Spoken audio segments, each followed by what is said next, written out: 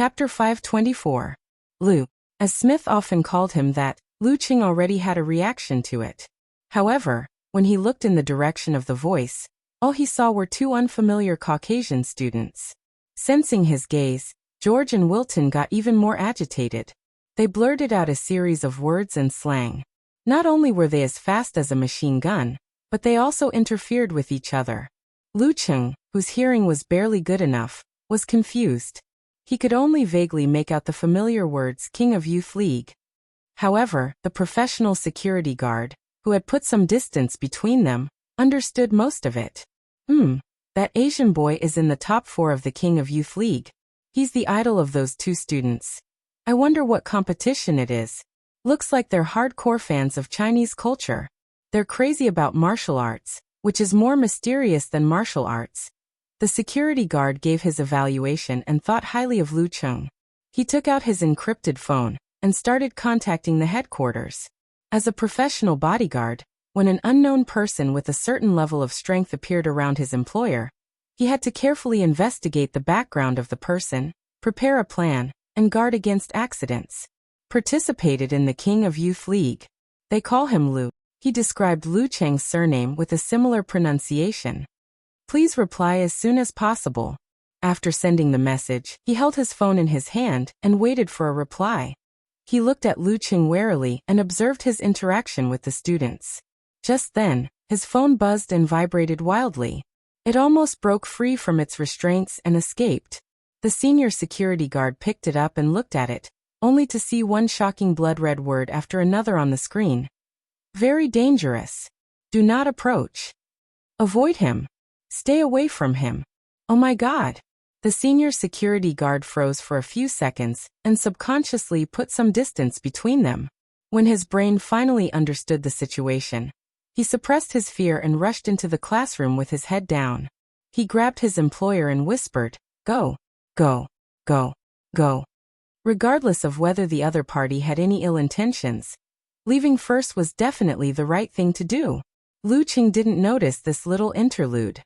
After Yenjika's translation, he roughly understood that he had met two true fans. He returned their greetings with a smile. Wilton, the freckled brown-haired youth, praised him excitedly.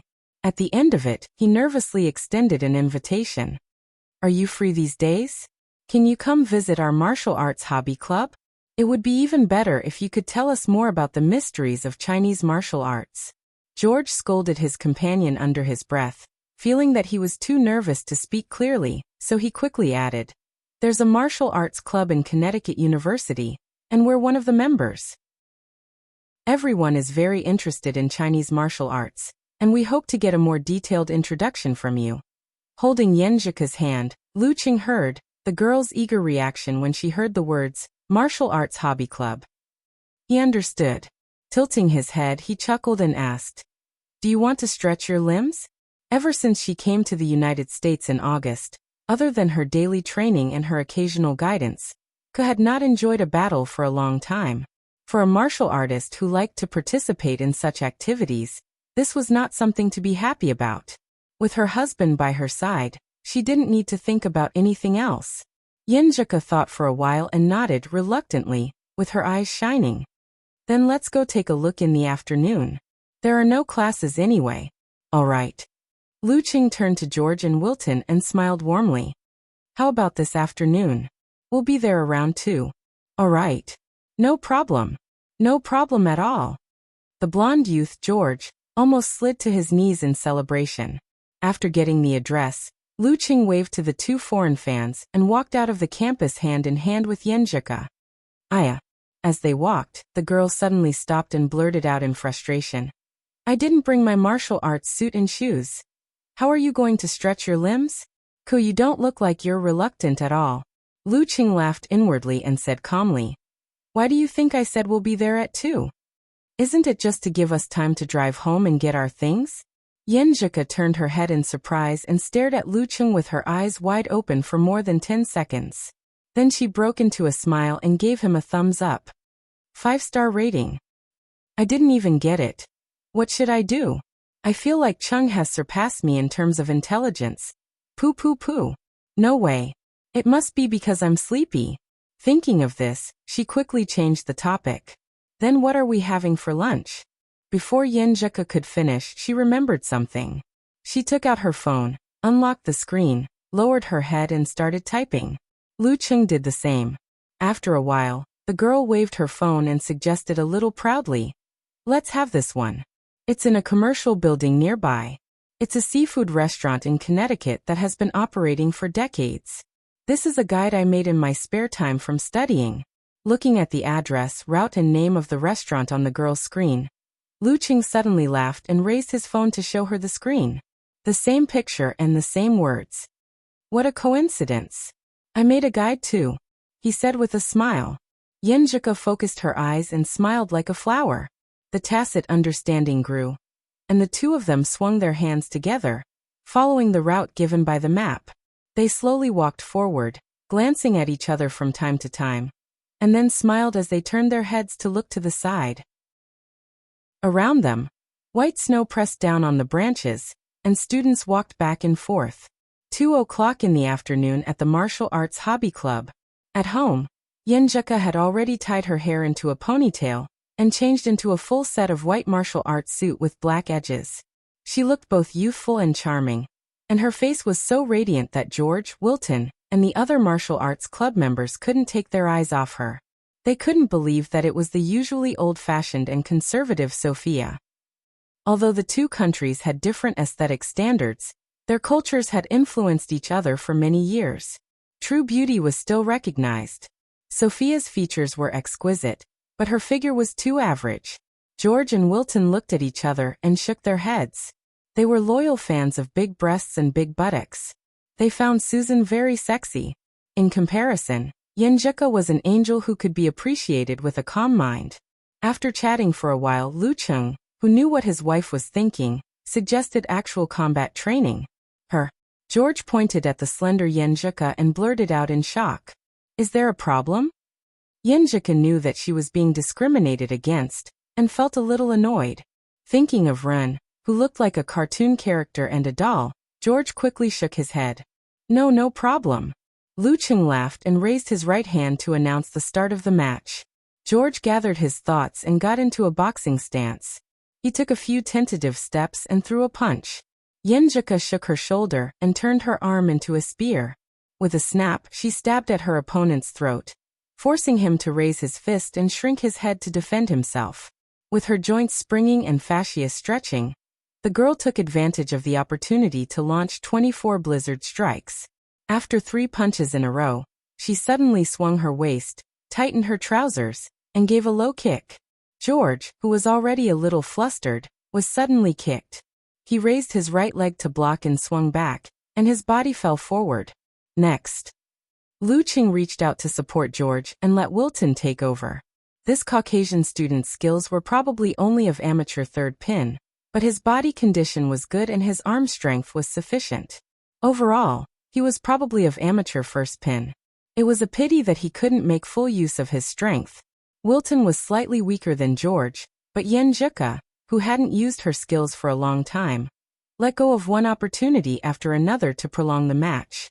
However, the result was not in doubt. Wilton was hit by her sliding punch that contained meteor force and almost vomited on the spot. The Caucasian girl, Colleen, was next. Yenjika changed her style and applied what little she learned from watching Lu Cheng's battle videos into the match. After defeating 5 students in a row, her physical strength was obviously depleted. Her spirit was even worse.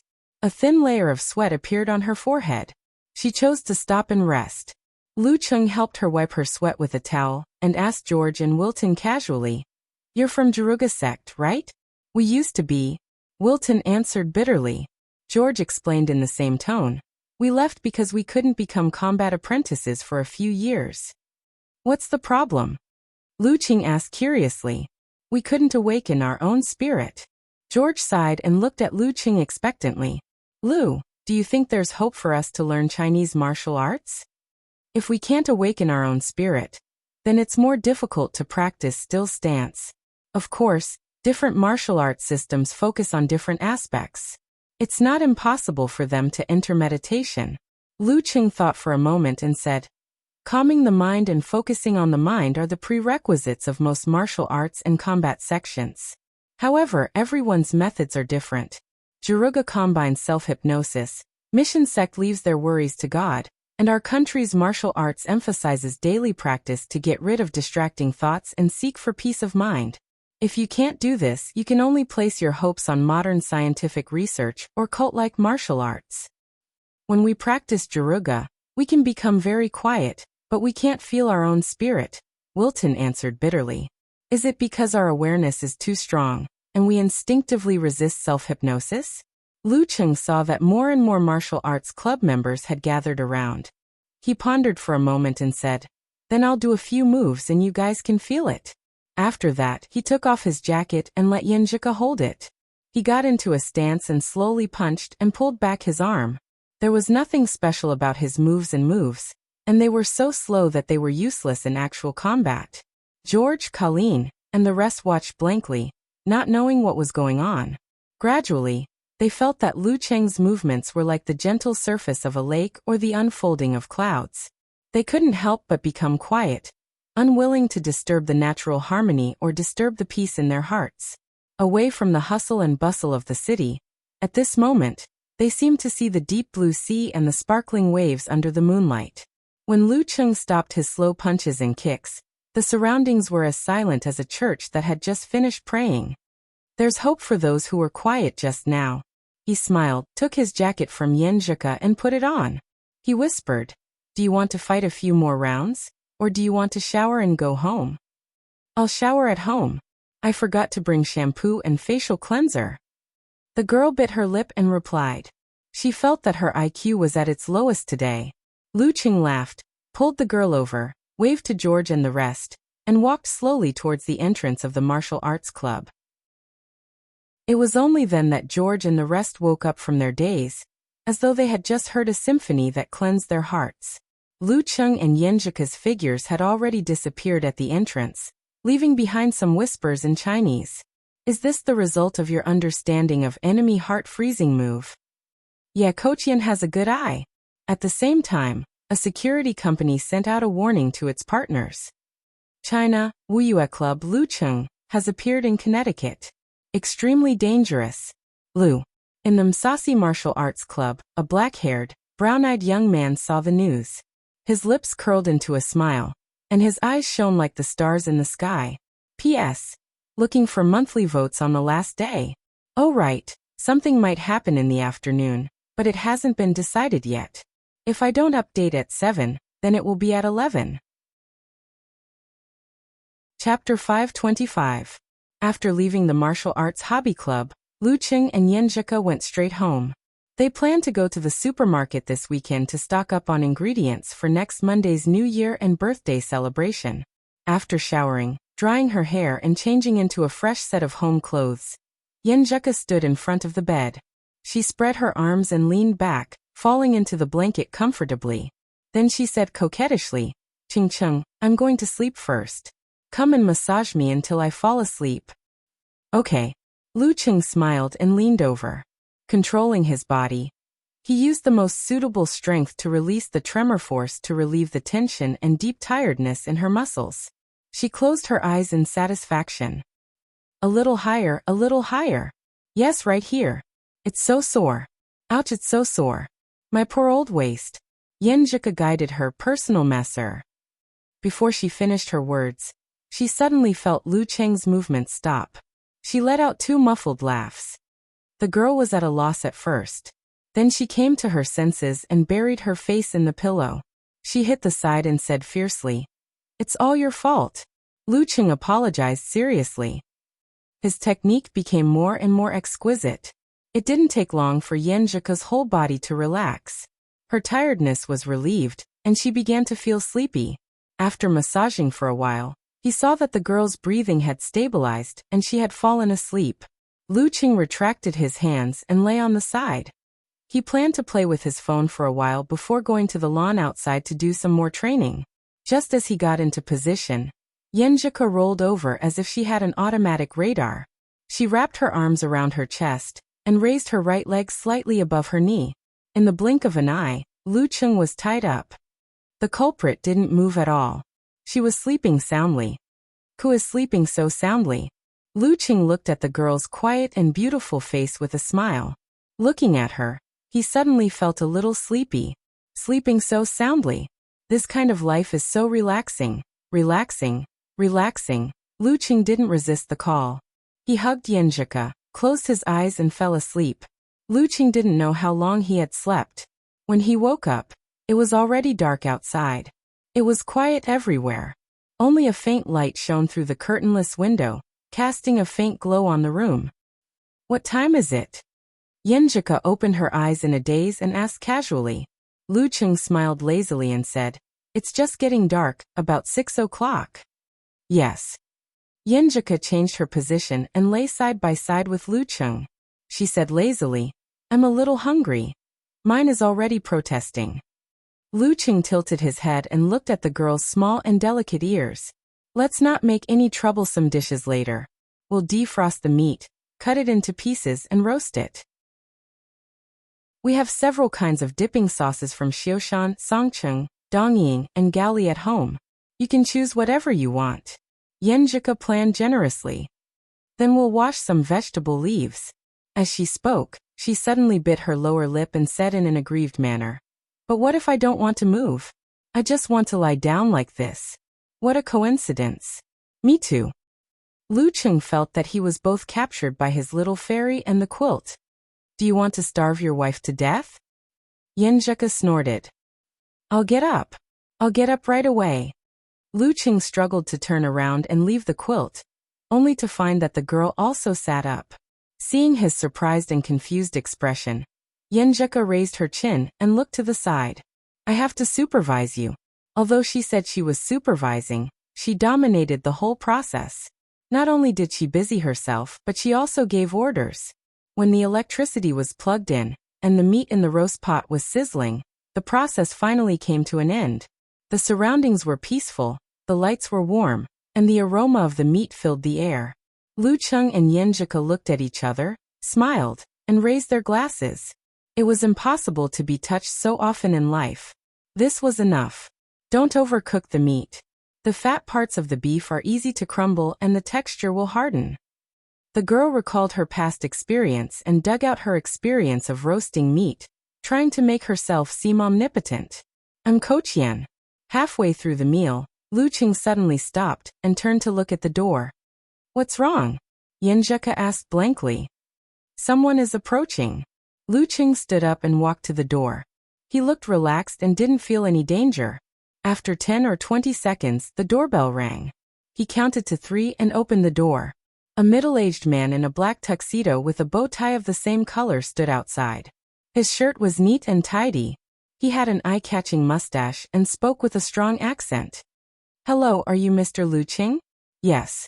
Lu Qing looked at him, puzzled. The middle-aged man handed over an invitation with both hands and replied with a smile. "My master would like to invite Mr. Lu to a banquet this weekend. If possible, he hopes that you can have a friendly duel with him. This will not be made public. Only the guests of the banquet can watch." "A challenge is coming?" Lu Qing thought. He took the invitation and opened it. He saw the logo of a fist holding a trident in the Msasi Martial Arts Arena, the location of the banquet, the exact time, and the name of the signatory. Brandon. Lu Qing read out the name and knew who it was. He looked up at the middle-aged man and nodded politely. "I'll be there on time." "Thank you." The middle-aged man placed his right hand on his chest and bowed. After sending him off, Lu Qing closed the door and met Coach Yan's scrutinizing gaze. "What's the matter?" Yenjika could only vaguely hear the words banquet and duel. "Brandon from the Jiruga sect wants to challenge me at a banquet of high standards." Lu Qing smiled casually. Brandon was the most popular grandmaster of martial arts in the Msasi Martial Arts Arena in recent years. He was only 22 years old, and had already become a senior, which was equivalent to an inhuman. He had just turned 24 this year, and was one of the top rising stars in the entire United States.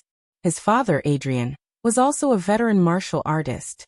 He was the middle-aged Caucasian man wielding a big sword that Lu Qing saw when he first arrived at the Msasi Martial Arts Arena. Two veterans in one family had established the Jackson family's position in Connecticut. When Yenjika's eyes sparkled as she asked with great interest. For such a formal challenge, safety was guaranteed. Moreover, both parties were at the inhuman stage and had strong control. Therefore, she wasn't worried. Tomorrow night. Lu Qing acted like an American movie. He bent down and extended his hand. Miss, would you like to go with me? My pleasure. Yenjika smiled sweetly and extended her hand. The next day at 7 in the evening, the couple arrived at the Riverside Manor in Songqing University's martial arts suit as a couple's outfit. Under the guidance of the servant, they entered the banquet hall. Lu Cheng's nose itched with the smell of perfume, making him want to sneeze. He and Yenjika weren't dressed impolitely, because the host of the banquet was also in a martial arts suit. Brandon stood by the floor-to-ceiling window, holding a glass of golden champagne. He raised his glass at Lu Cheng and Yenjika with a smile. He had black hair and brown eyes. He was tall and muscular, and his skin was close to bronze. He was full of power and pressure. Taking a sip of the champagne, Brandon laughed from afar. Are you going to give us an opening dance or an ending dance? As he spoke, he pointed at the open-air martial arts arena outside to prevent Lu Cheng from misunderstanding. The place was brightly lit, as though it was daytime. Huge Roman-style stone pillars stood there. I don't have a problem with either. Lu Cheng replied with a smile. Then let's do it now. I can't wait. Brandon smiled apologetically. The conversation between the two of them attracted the attention of the guests. Numerous gazes were cast on them, and they were all overflowing with interest. Lu Cheng looked around and asked in a low voice, "Where's the referee?" "Referee." Brandon shrugged his shoulders. "I hate referees. A formal challenge requires a referee. Otherwise, I'd rather not accept it." Lu Cheng expressed his opinion firmly. Brandon immediately showed an amused expression. As an outstanding martial artist, how can you rely on the protection of the referee? Don't tell me that you're scared and cowardly now that you're away from the referee. Have you forgotten that fighting is an art used on the battlefield? Have you forgotten the boiling blood and the courage of a man? Only those who are used to fighting without any protection are real men and real warriors. If you admit that you're a boy crying in his mother's arms and a shameful coward, then you can leave. Yenjika was infuriated by his words. Her body trembled slightly. Let's go. Lu Cheng pulled her, turned around calmly, and walked towards the door. If I hadn't experienced those few life-and-death battles, I would definitely be enraged. However, the more I experience the feeling of walking on the edge of death, the less I want to take the initiative to try it. I'm not afraid, but that doesn't mean I like it. Since I started practicing martial arts, all the battles without a referee were either because I had absolute confidence or because I was forced into it. How can I take the initiative to jump into a dangerous situation? This is completely against my martial arts will. I'm not protecting my reputation. Yenjika followed him blankly. She suddenly calmed down under the surprised gazes of the guests. She held Lu Cheng's hand tighter. She felt that he was more courageous than accepting the challenge. All right. At this moment, Brandon clapped his hands and said with a sigh, I can only force myself. Mr. Polk, please be the referee for today's battle. Lu Cheng stopped in his tracks and turned around. He calmly met the gazes of those who were looking at him, as if he was a coward. P.S. Don't waste the remaining monthly votes. Also, ask for a guaranteed monthly vote for July. You can vote after midnight. Chapter 526. The Jackson family held an important position in the entire Jaruga. There was no lack of experts attending their banquet. Even if Brandon didn't invite his father, Adrian, to be the referee to avoid suspicion, there were still other suitable candidates.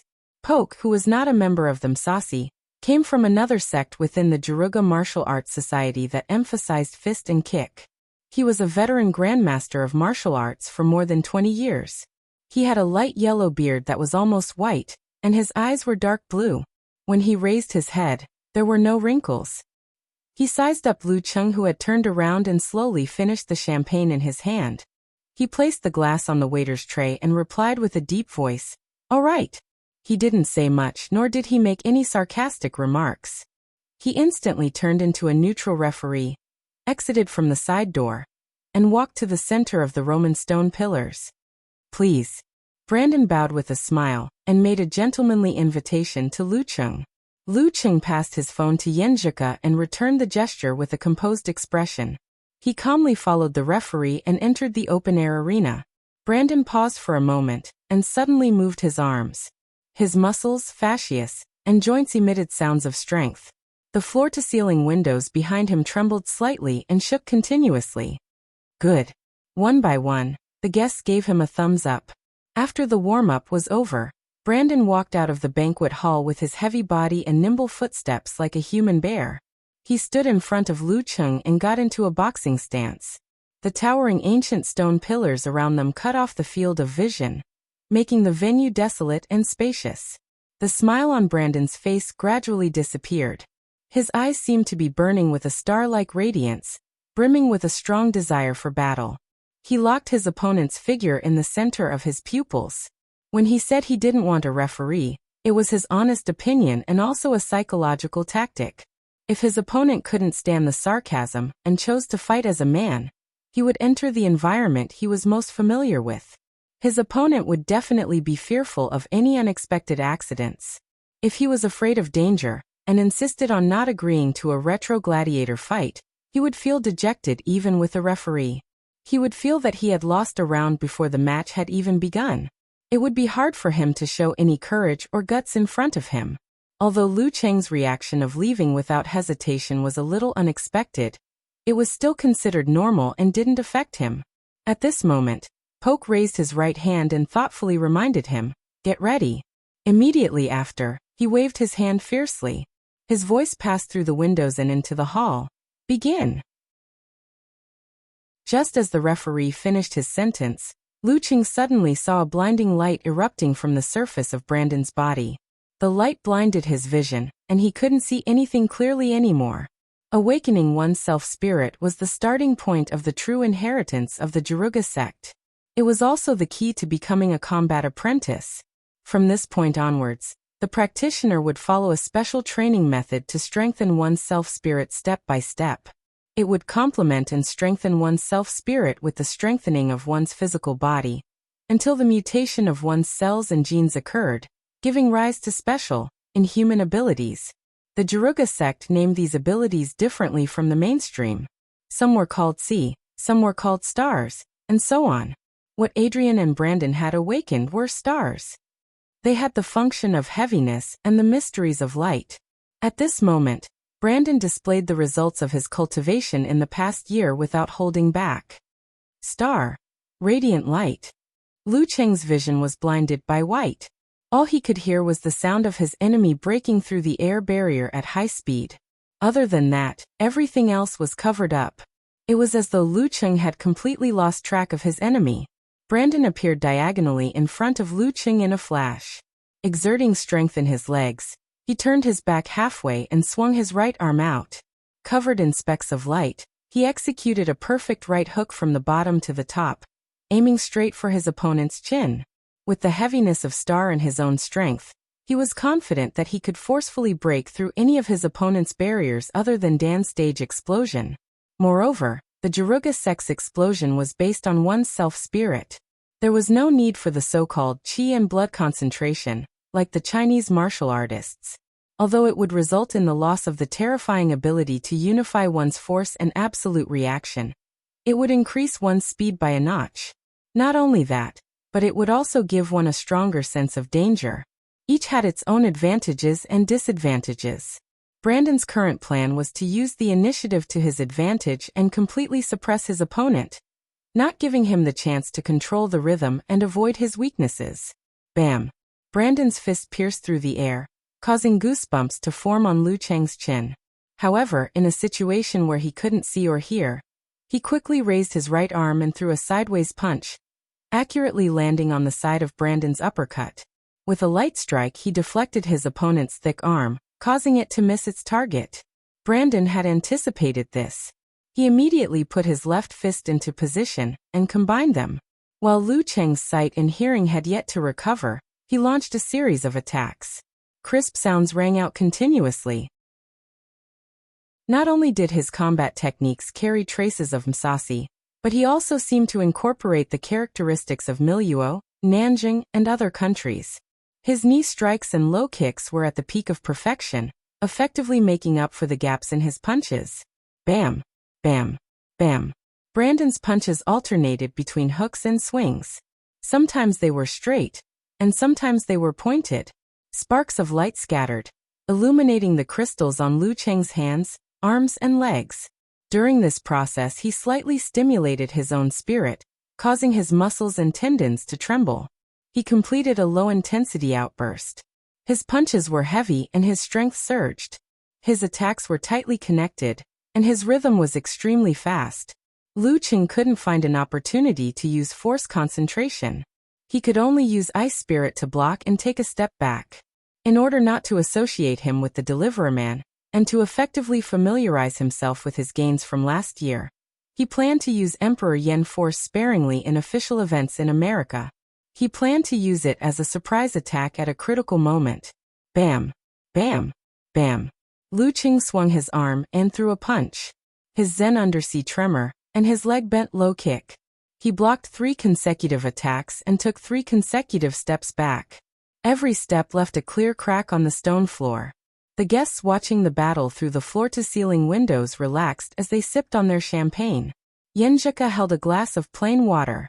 There wasn't any worry on her face. She and Lu Cheng had discussed the current situation many times last night and during the day. As expected, after taking 2 more steps back and almost crashing into a Roman stone pillar, Lu Cheng suddenly advanced instead of retreating. He jumped half a step and threw a quick punch at his opponent's lower abdomen. Brandon's fist was shrouded in starlight. It looked like he was wearing a practice glove. He swung his arm and blocked his opponent's attack with a bang. Boom! The sound of rolling thunder reverberated in all directions. Both of them, who seemed to have frozen momentarily from the collision of their fists, shook at the same time. Their radiance turned white and turned into frost that splashed outwards. They were evenly matched. Lu Cheng had turned the tables by using 24 blizzard strikes consecutively. Even without using force concentration, he was able to block his opponent's low-intensity outburst attack. Seeing this, Brandon, whose body was starting to stiffen from the cold, immediately changed.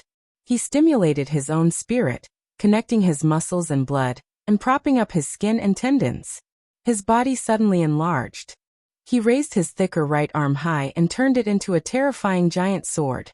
Mixed with heavy starlight, he chopped down at Lu Cheng's head.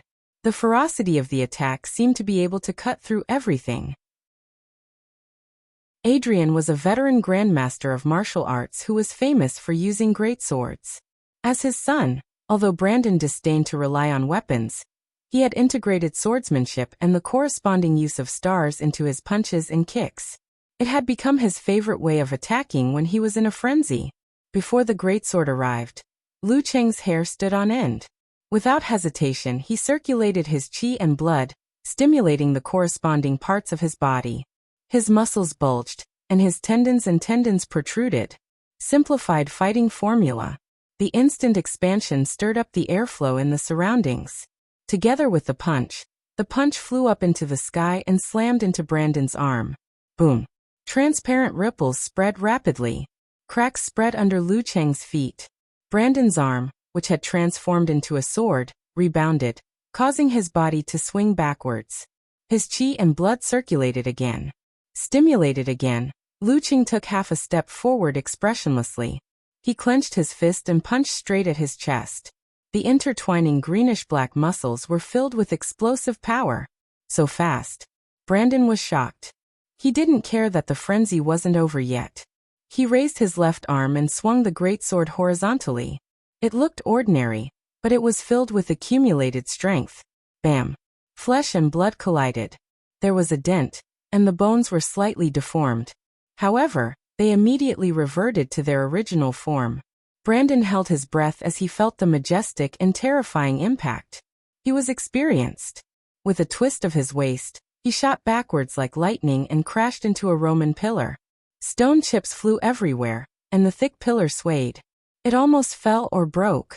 Lu Cheng wouldn't let this opportunity go. He outlined the attainment formula, and once again used his chi and blood to stimulate his body, cutting down on the intermediate steps. With just a step, he closed in on his enemy. At this moment, Brandon's face lit up with excitement. The surface of his body shone again, suppressing the surrounding streetlights and illuminating the entire open-air arena. In the abnormal brilliance, silhouettes appeared one after another. They all looked like Brandon. They pounced on Lu Cheng from all directions, forcing him to react with absolute reaction. Jaruga's stars technique, illusory light. The Roman pillars in the arena weren't there to look good or to show taste.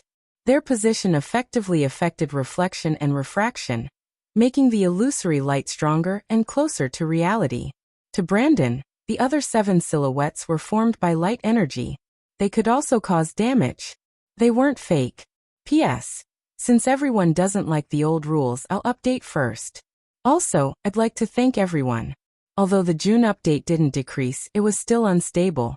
Martial arts actually made it into the top 10 monthly votes for the first time, ranking 9th. With the increasing number of books in circulation, it wasn't easy at all. Also, please guarantee the monthly votes. Chapter 527. In the brightly lit arena, a total of 7 identical figures pounced at Lu Cheng.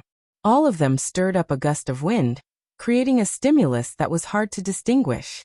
Of course, it was easy to tell because the Roman pillar that Brandon had crashed into was still shaking slightly. The corresponding figure was clear and distinct. However, Lu Cheng took a step to the side, lowered his shoulders, and leaned to the side. Following that, he swung his right arm and threw a punch like a bullet towards the empty space. Bam! The sound of the collision shook the floor-to-ceiling windows in the hall. Suddenly, starlight-covered skin, bulging muscles, and strong knuckles appeared in front of Lu Cheng's frosty right fist. At some point in time, Brandon had bizarrely changed his position, leaving behind an illusion beside the Roman pillar where he was previously standing. There were a total of 7 figures, all of which were illusions. His real body had long gone into hiding.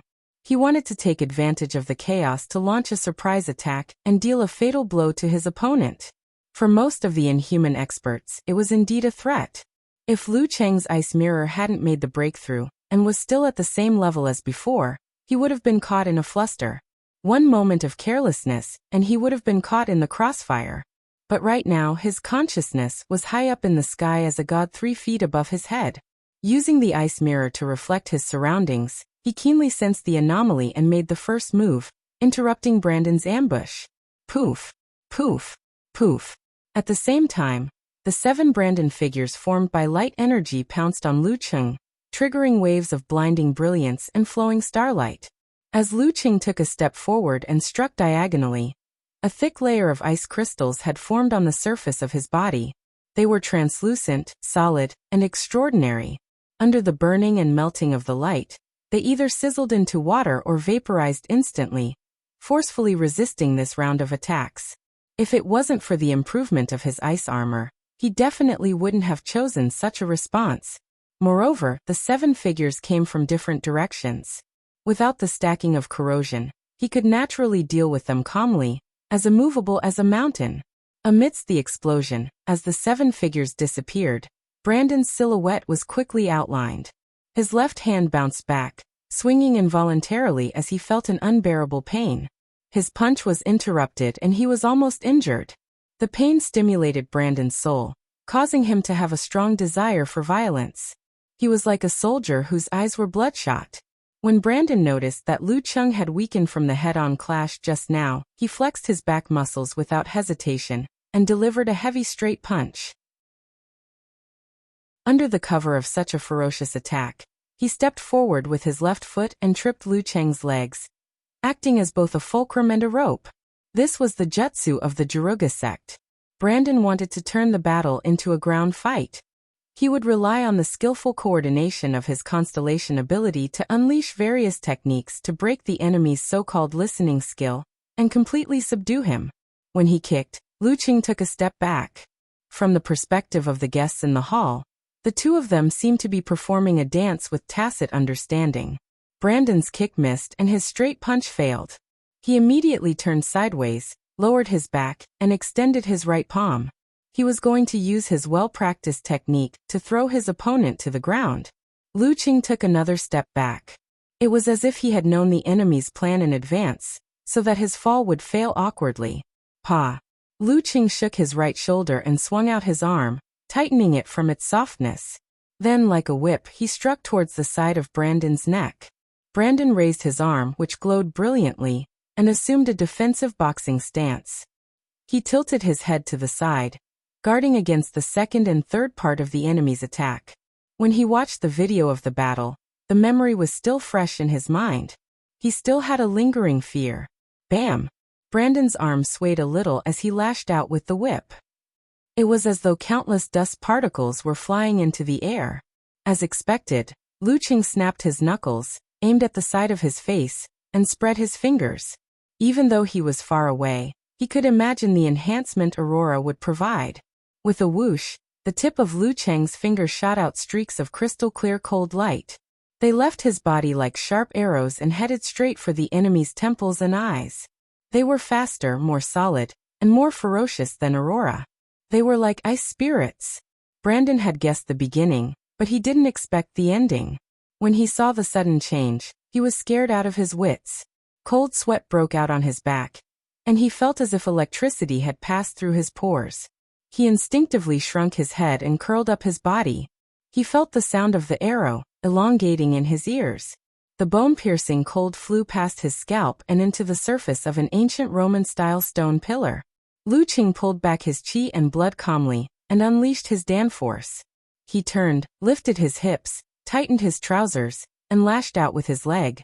Like a steel whip, he lashed out at the enemy who was facing him from the side.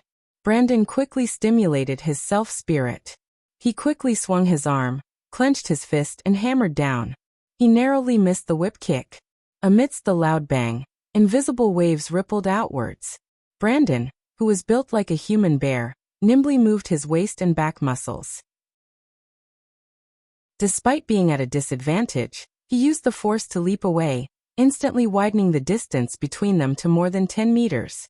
Lu Qing concealed his attainment formula, and followed up with a step. He retracted his qi and blood again, and unleashed his force again. He wore a crystal-clear frost glove on his left fist, swinging it sideways. It was unusually heavy. Bam! After Brandon blocked the attack, he swung his right fist again. He used the same force concentration and ice spirit to hurt his opponent. Bam! Bam! Bam! Lu Qing completed one explosion after another rhythmically. He swung his arms, swung his legs, and struck with his knees. Every attack was heavy and filled with coldness. Bam! Bam! Bam! Faced with his opponent's precise footwork and attacks, Brandon was forced to use high-intensity explosive attacks to defend himself. He lost his advantage of being faster. After blocking more than a dozen attacks, he finally retreated. Every step he took created a cloud of dust, splinters, sand, and pebbles. It was like the battle scenes of the demigods recorded in many ancient books. Throughout this process, Brandon felt himself getting colder and colder. His gushing blood and beating heart couldn't completely alleviate this feeling. His body gradually stiffened and became more and more sluggish. Compared to the violent and ferocious Emperor Yen force, the Ice Spirit force had the advantage of erosion and lasting effect. Bam! Lu Cheng's fist turned into a hammer and smashed downwards, hitting Brandon's raised fist. The impact made him stagger backwards. His hair was wet, and the droplets of sweat turned into white frost when they fell to the ground. Unwilling to wait for his death, Brandon roared. He couldn't care less about anything else. He stimulated his self-spirit and gathered the light energy in his body in an attempt to buy himself a chance to take a breather and find a way to turn the tables around. While he stimulated himself, Lu Qing seemed to have sensed it. He held his qi and blood in time. However, he didn't activate his Dan force immediately as usual. Instead, after a few moments of equilibrium, he seemed to have lost his temperature and blood, turning into an ice-cold corpse. The heaviness in his lower abdomen was still shrinking and moving away. This gave Brandon a chance to build up his strength. A smile of anticipation appeared on his face. He raised his left hand to protect his head and chest. Swinging his right fist, he struck out quickly and heavily. All the star brilliance gathered at a single point in front of him. Restriction of stars, light energy focus. Bam! At this moment, Lu Cheng's Dan force erupted uncontrollably. He was filled with blood again and regained his body temperature. He pulled his right arm and punched his chest, hitting the condensed star brilliance and glowing skin. Boom! Light exploded, illuminating the floor-to-ceiling windows in the hall. Yenjika bit her lips lightly, waiting for the figure to appear. The other guests forgot to drink, holding their glasses and watching intently. The exaggerated light disappeared in a flash, as though it was buried and devoured by something. Lu Cheng's figure appeared first, far away from his previous position. His right sleeve was in tatters, like an exploded bamboo. His skin was slightly charred and shrouded in white mist. Seeing his sorry appearance, the guests were about to applaud, but they soon noticed that Brandon was standing there in a daze. He was still protecting his face with his left fist and punching with his right fist. From his fingertips to his hair, he was covered in a layer of glittering crystals, as if he had been frozen. Water droplets dripped down rapidly, and the layer of ice melted rapidly. Lu Cheng circulated his qi and blood to stimulate his body parts. With a push of his feet, he pounced in front of Brandon again. Then he stretched his back, swung his arm, and smashed his fist down. Bam! The air barrier exploded. Brandon, who had just been freed from the ice, threw out a punch slowly in an attempt to defend himself. However, he was sent flying backwards, breaking a Roman pillar with a loud bang. Lu Cheng slid forward again. Without any change in expression, he threw out his left fist and smashed it on his opponent's forehead. He didn't hold back. If he was hit like that, even a man made of iron would have his head blown off. Pain came from his back, and his limbs were sluggish. Brandon felt a stab in between his eyebrows. All he could see was Lu Cheng's fist, which was getting bigger and bigger, filling up his entire vision. At that moment, he clearly felt the taste of death. He couldn't help but tremble. He wanted to retreat, but he couldn't do so. Just as he was at his most desperate, a hand reached over. It glowed with a blue luster and held Lu Cheng's fist firmly. The referee Poke had made his move, announcing the result of the match. Brandon lost. Lu Cheng won. Lu Cheng retracted his fist, saluted, and walked towards the side door with a smile. He walked towards Yenjika, who was walking towards him. Phew. Brandon was still sitting on the pile of broken rocks, enjoying the beauty of being alive. He wasn't an idiot. He understood that Lu Cheng's not holding back at the end was a small proof. After entering the banquet hall, Lu Cheng and Yenjika exchanged glances. They whispered in unison, "Let's go." Wouldn't it be asking for a snub to stay at Brandon's banquet after winning? In ancient times, that would be asking for a beating. When the words entered their ears, the couple couldn't help but laugh. They walked towards the door hand in hand. No one tried to stop them. The room was silent. Outside the door, the night sky was dark. The evening breeze blew gently. Lu Cheng and Yenjika walked further and further towards the car park. Only their soft Chinese voice could be heard. You waited until the light energy focus before you tried that move of yours. Was it to better experience the characteristics of the Jiruga sect? Yeah. I keep feeling that this style is a little familiar. Maybe I was infected by the priest. P.S. I'm done with my work. Begging for monthly votes. Chapter 528. The river was illuminated by the starlight, and the coldness was bone-chilling. The Connecticut city at the end of January had a different kind of beauty. After Yenjika drove out of Brandon's manor, she slowed down the car and wandered in the peaceful night, creating a feeling of leisure and relaxation. There aren't many cars here. Let me teach you how to drive. It's an automatic transmission, super easy to learn, she suggested with great interest. Sure, Lu Cheng answered without hesitation. He unbuckled his seatbelt and walked to the other door. With his control of his body, coordination of his limbs, and reflexes, it shouldn't be hard for him to learn how to drive, right?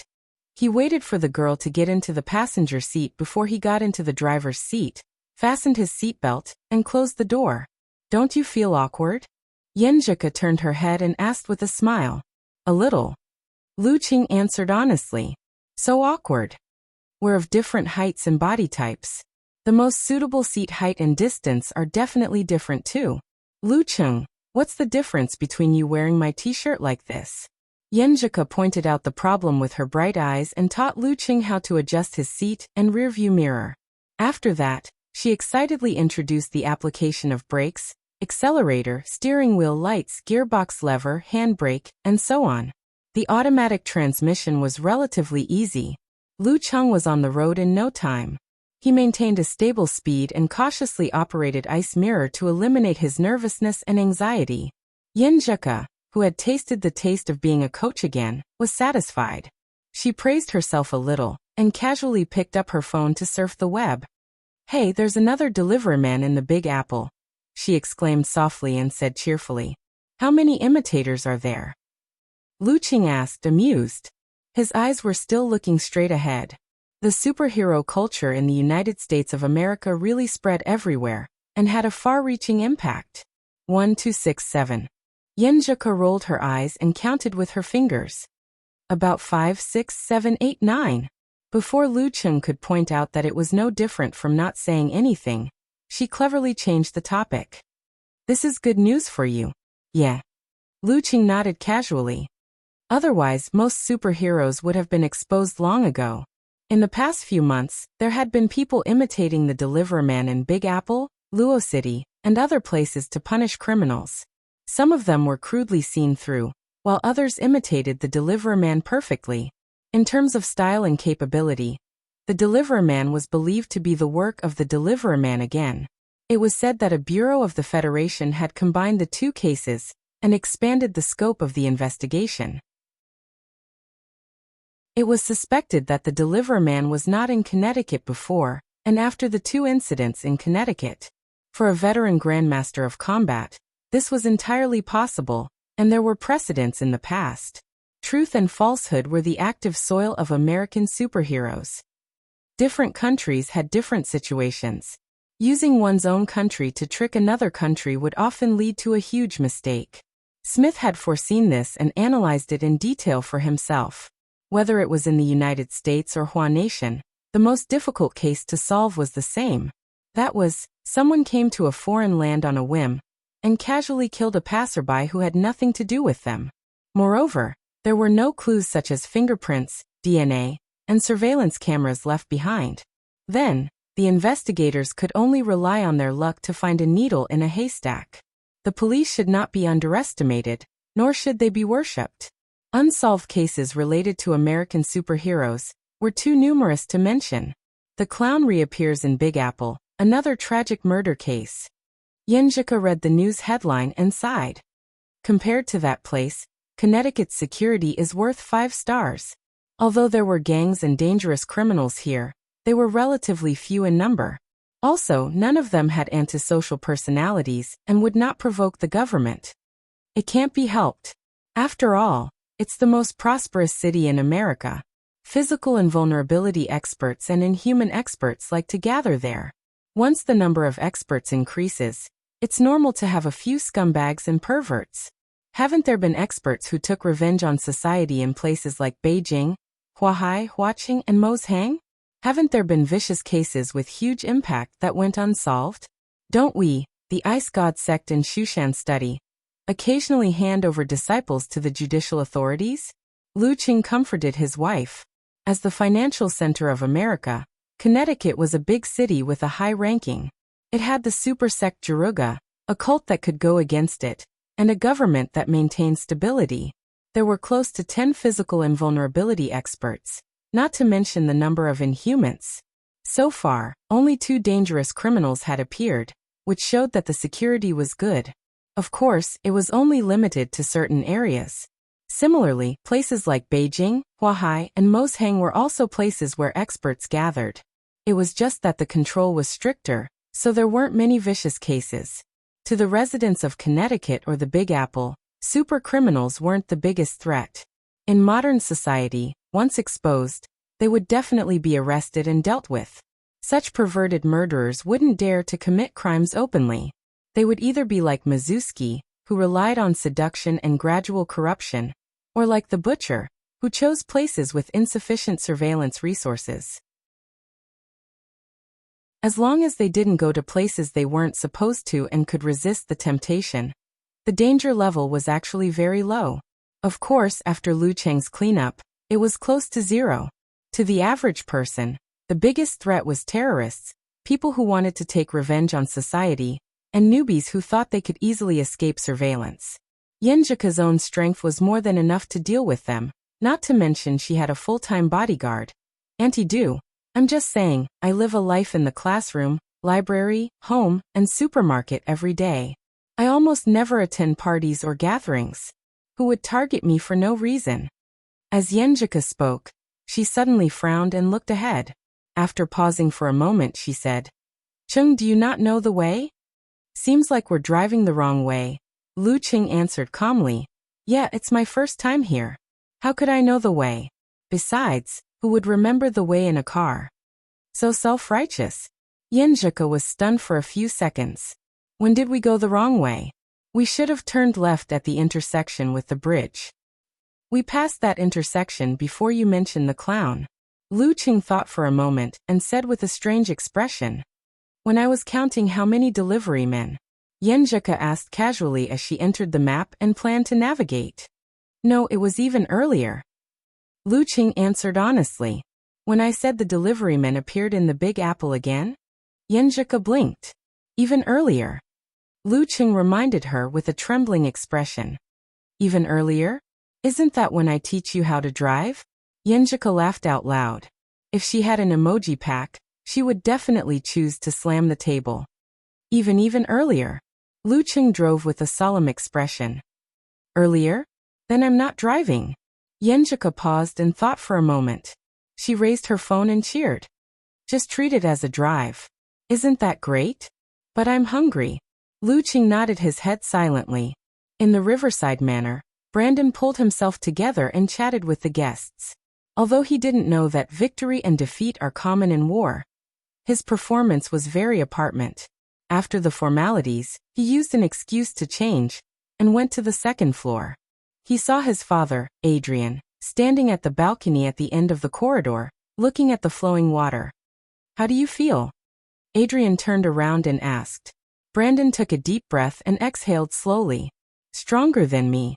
Adrian nodded slightly and added calmly, "And he looks like he's experimenting and practicing the new ice sec technique." Brandon didn't want to admit it, but he answered honestly. "Yes." A smile appeared on Adrian's face as he spoke calmly. "You have to remember that there aren't many people who can become a martial artist's lifelong enemy. Among them, there are bound to be arrogance and conceit." February 1st, Sunday afternoon.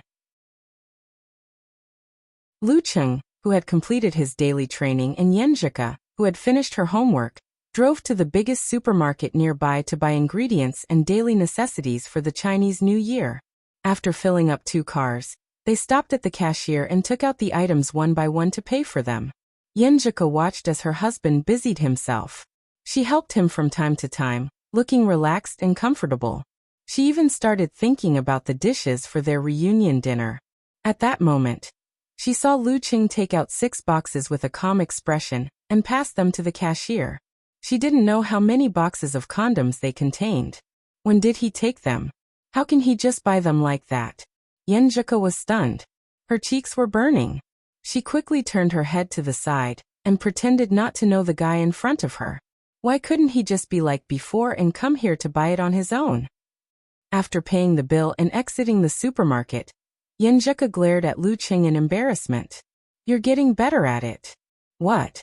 Lu Cheng was confused. That. Yenjika pointed at the boxes on top. Lu Cheng broke into laughter and answered calmly. "It's not my first time. Besides, it's normal for a married man with a wife to buy condoms. What's there to be embarrassed about?" "That's not what you said before. You said you were so embarrassed when you bought condoms for the first time." Yenjika sadly realized that a man's skin was the most thick-skinned thing. After joking around for a while, they put their spoils of war into the car.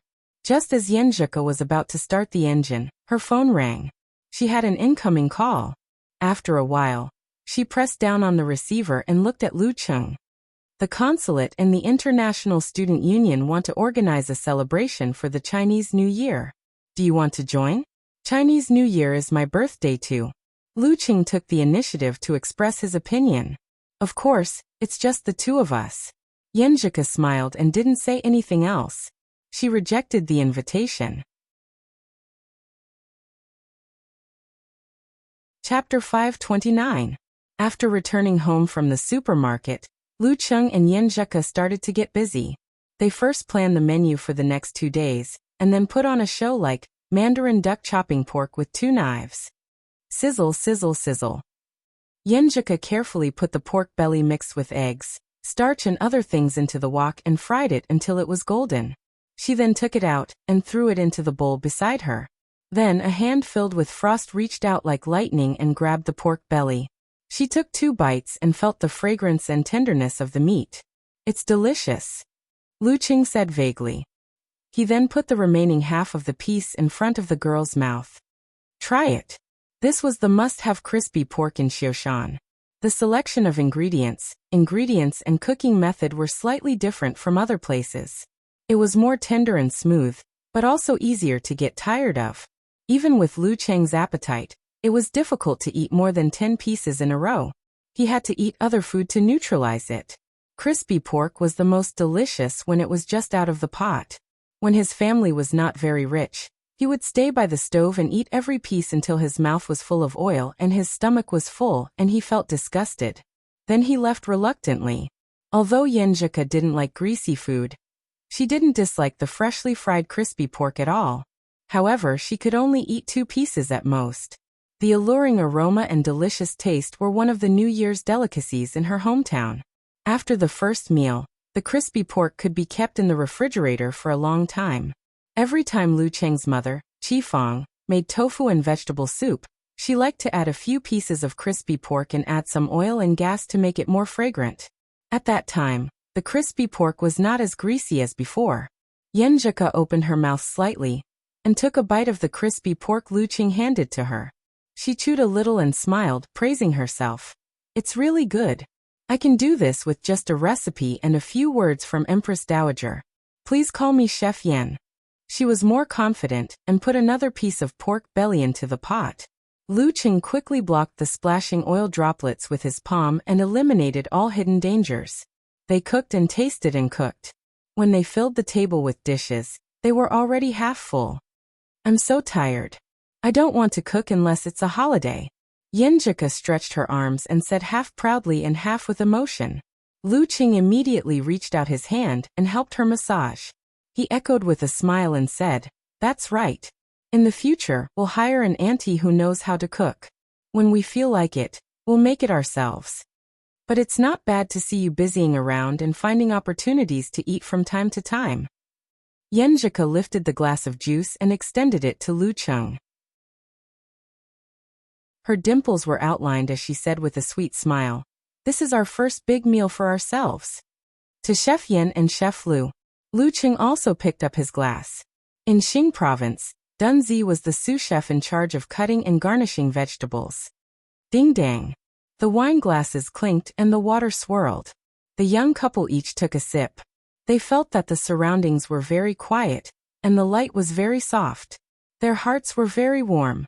After eating and drinking to his heart's content, Lu Qing took on the role of the main force. Under the disturbance of Yenjika, who seemed to be drunk from drinking fruit juice, he managed to clean up the dining room and kitchen. Back on the second floor, the two lay on the bed very close to each other and chatted endlessly. Occasionally, they would surf the internet to find something to talk about. Even time seemed to slow down. Lu Qing's cell phone rang from time to time. They were all congratulatory messages for his birthday. Based on the reality that China was 12 or 13 hours earlier, he had entered the first day of his 21st birthday in China. However, the young couple was still stubbornly waiting for the arrival of midnight in Connecticut. At 11:30, Yenjika suddenly stretched out her leg and nudged Lu Qing. Qing, you go take a shower first. It's almost 12. I'll go after that. Lu Qing answered with a little confusion. Go take a shower first. You stink. Yenjika used both hands and feet to drive him out of the bed with an itchy expression on her face. Is this the rhythm of a surprise gift? Lu Cheng's heart skipped a beat. He deeply felt that he was really unromantic just now. Okay. He pretended to be helpless and slow. He took a change of clothes and walked out of the room to the bathroom. After 2 steps, his ears moved slightly. He heard the sound of the door closing and locking. That's it. Lu Qing entered the bathroom with a face full of joy. He rubbed left and right, slowed down the pace, and hummed a song. 20 minutes later, he walked out of the bathroom refreshed and returned to the bedroom door. He stretched out his hand and twisted the doorknob, but it didn't move an inch. Cool. He knocked on the door and called in a confused tone. Wait a little longer. Wait a little longer. The girl's voice sounded slightly urgent. Okay. Lu Qing smiled to himself and waited patiently. He silently counted the time and scattered his thoughts, guessing what kind of gift he was about to receive. At 11:59, he heard the sound of the lock being unlocked and Yen Zheka taking a few steps back. Come in. The girl's voice was a little tense. Okay. Lu Qing took a breath and reached for the doorknob. He gently twisted it and pushed the door open. The lights in the room were off. The curtains were drawn, and the dim yellow candlelight was rippling. In the quiet darkness, Yen Zheka wore a white fluttering veil and a wedding dress that outlined her beautiful curves. The layers of lace were faintly discernible, making her look as pure and beautiful as an angel descending from heaven. At this moment, she was holding a homemade cream cake in her hands. There were 21 candles on the cake, and the light from the candles flickered like a soul. Seeing Lu Cheng's stunned face, the girl was a little embarrassed and forgot to say happy birthday. She raised her chin and said, I ordered the dress. We haven't taken wedding photos yet. Yeah. Lu Qing replied with lingering eyes. Yen Zheka pursed her lips and smiled. She looked at the ceiling and said, Then I'll invite you to take the photos tomorrow. There's no class this afternoon. We'll go to Left Lake Pier, Riverside Park, Wilson Square, Adams Garden and Westminster Building. Yes, we'll take the photos ourselves. You've already prepared the strategy? Lu Qing seemed to come back to himself and asked subconsciously, Shouldn't this kind of thing be done by me? Of course, Yen Zheka's voice rose at the end. She replied with a cheerful expression. This is your birthday present. Yes, I ordered a full suit for you, including a shirt, vest, bow tie, belt, shoes.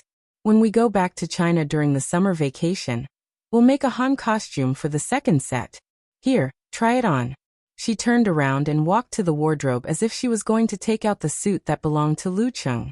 However, before she could take a step forward, an arm wrapped around her waist. A strong body pressed against her back, and a slightly hot breath brushed past her ear.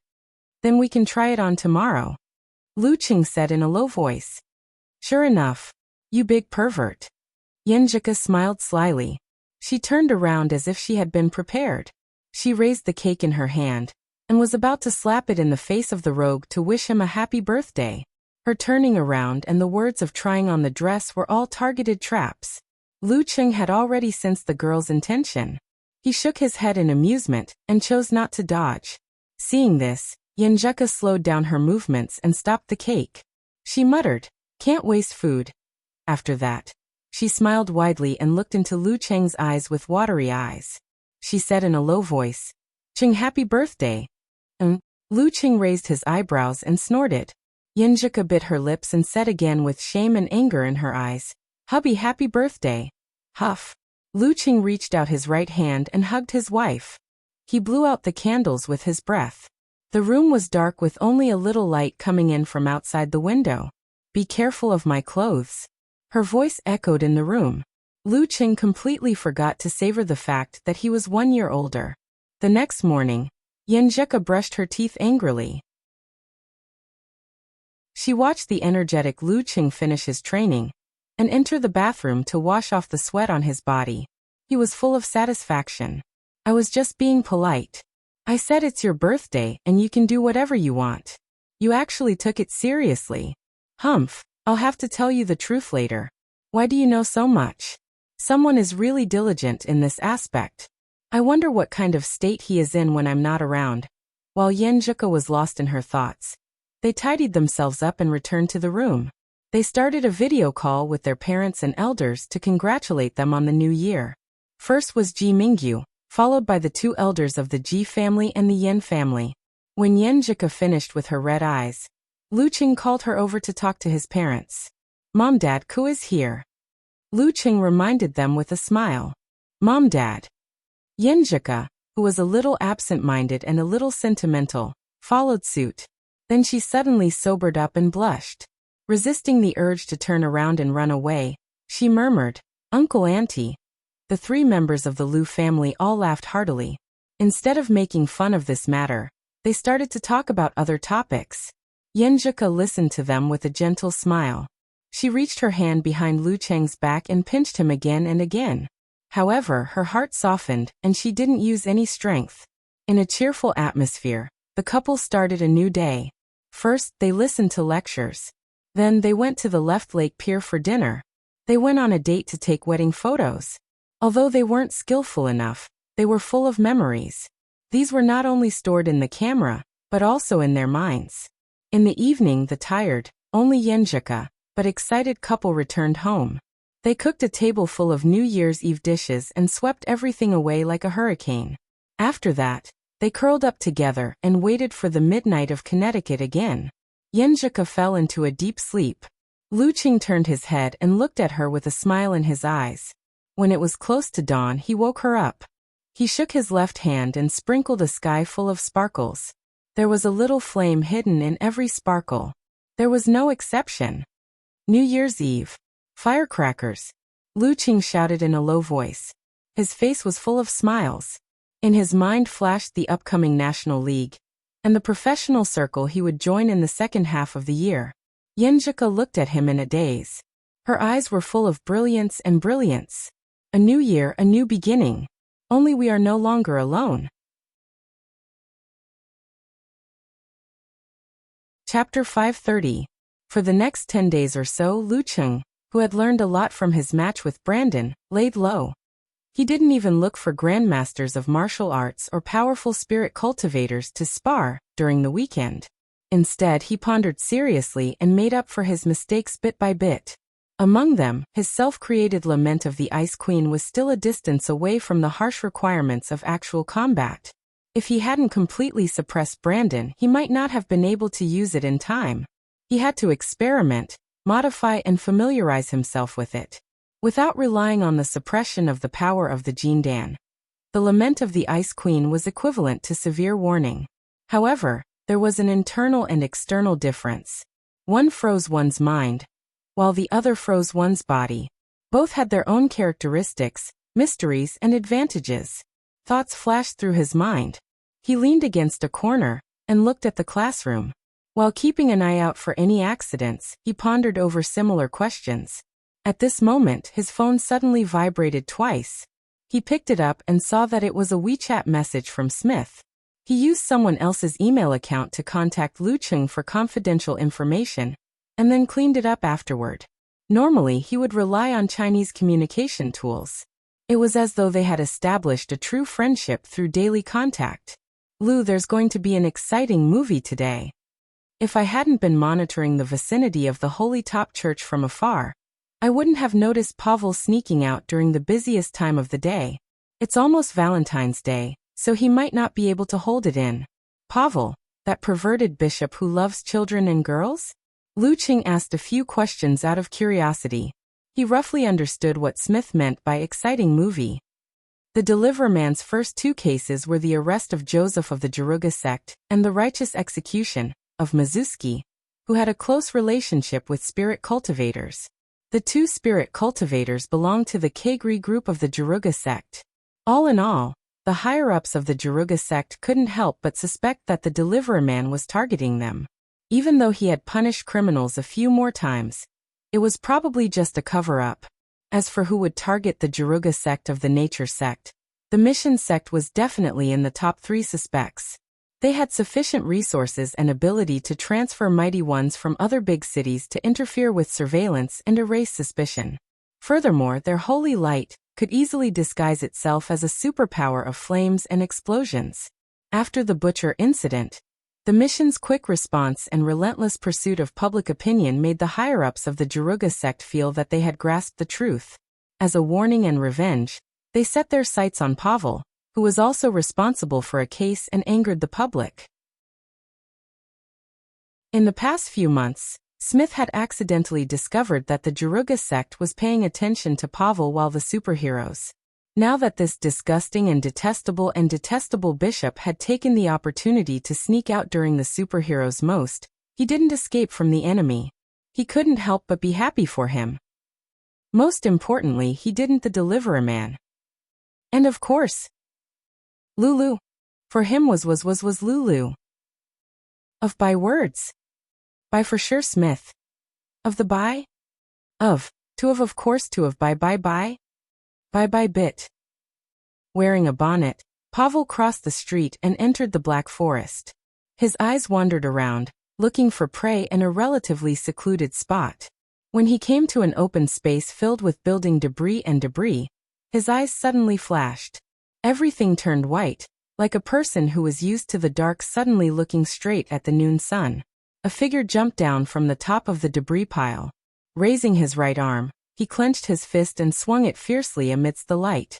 It was like a giant sword slashing, but also like a giant hammer smashing. Bam! A few stars around Pavel exploded, forming a strange, incomplete tree. With the guidance of the Lord, he accurately swung his fist and blocked the fatal attack. Bam, bam, bam. Rumble, rumble, rumble. Amidst the fierce fight, the open space trembled constantly, as if it was brewing anger. In the center, fireworks bloomed brighter and brighter. The dark-skinned teenagers playing nearby were scared out of their wits. Some called the police, while others hid in their homes. Due to the slow dispatch of police from the slums, the attacker didn't seem to be anxious or worried at all. It's a pity that the surveillance cameras nearby are either broken or stolen. Holding his phone, Smith shook his head and sighed. He parked his car not far away and, under the cover of a pile of junk, enjoyed the dangerous battle. He even took a video and sent it to Lu Cheng for communication. Lu Cheng leaned against the wall and glanced at the screen from the corner of his eyes. He saw the outline of the holy light in the shape of a tree or a cross. He saw the condensed brilliance, the trajectory of both parties' punches, and their dodging and evasive maneuvers. The ice mirror appeared in his mind as he deduced and predicted what would happen next.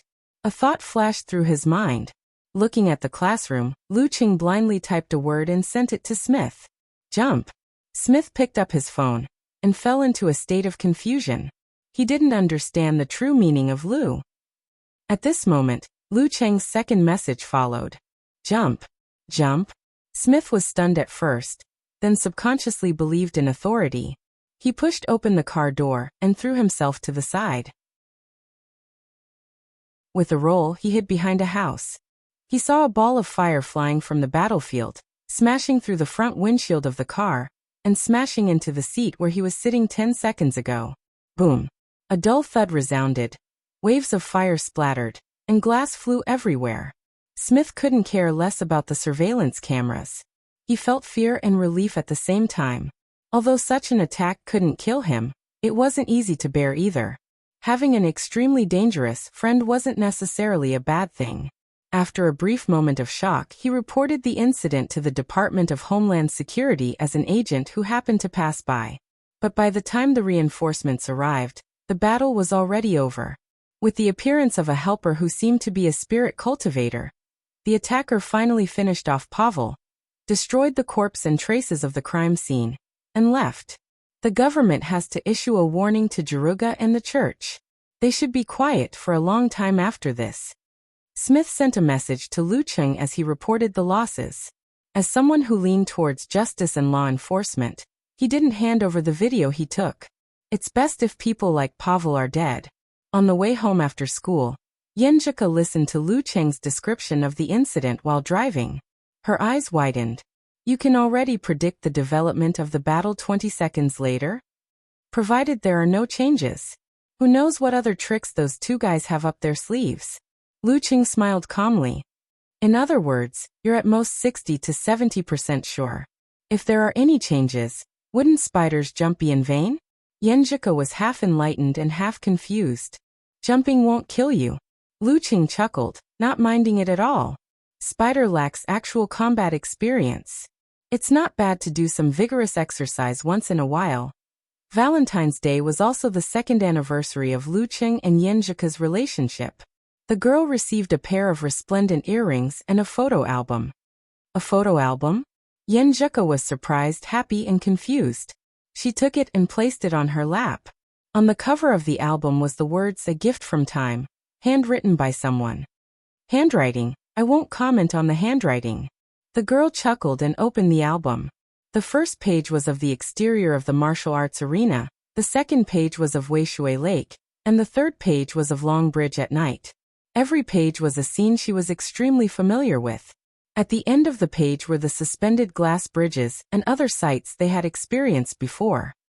You've been there before? Yenjika looked up and asked in surprise and delight. Before you went abroad, didn't you especially like to take photos to record the things we experienced together? I wanted to make up for the earlier ones. Although we're not in the photos, it can be our background now. Lu Qing explained with a smile. Yenjika's eyes lit up. She lowered her head and stroked the surface of the photo. Her dimples were shallow. Your photography skills are a little bad, but since you put in so much effort, I'll reluctantly accept it. Do you like it? Lu Qing asked with a smile. Yenjika rolled her eyes and glared at him. She turned her head to the side and answered softly, I like it very much. After that, she changed the topic and showed a nostalgic expression. I kind of missed the cafeteria of Songqing University. I still remember the shredded pork with fish with shredded onions, and the boiled meat slices with a spoon of boiling oil. It was so tender. The dishes in Songqing University's cafeteria were not bad, especially the shredded pork with fish with shredded pork. It was a dish that Lu Qing and Yenjika couldn't stop praising. It wasn't worse than some of the time-honored restaurants in Xing province. The only problem is that there are too many fish in Weishui Lake. Most of the dishes in the cafeteria are fish. Lu Qing complained, and then recalled the food. The more they thought about it, the more hungry they became. At the end of the conversation, Yenjika touched her stomach, which was still a little painful because of her period, and looked at Lu Qing with grievance. Chung, I just checked Weibo and saw a person's nickname is Country Bumpkin.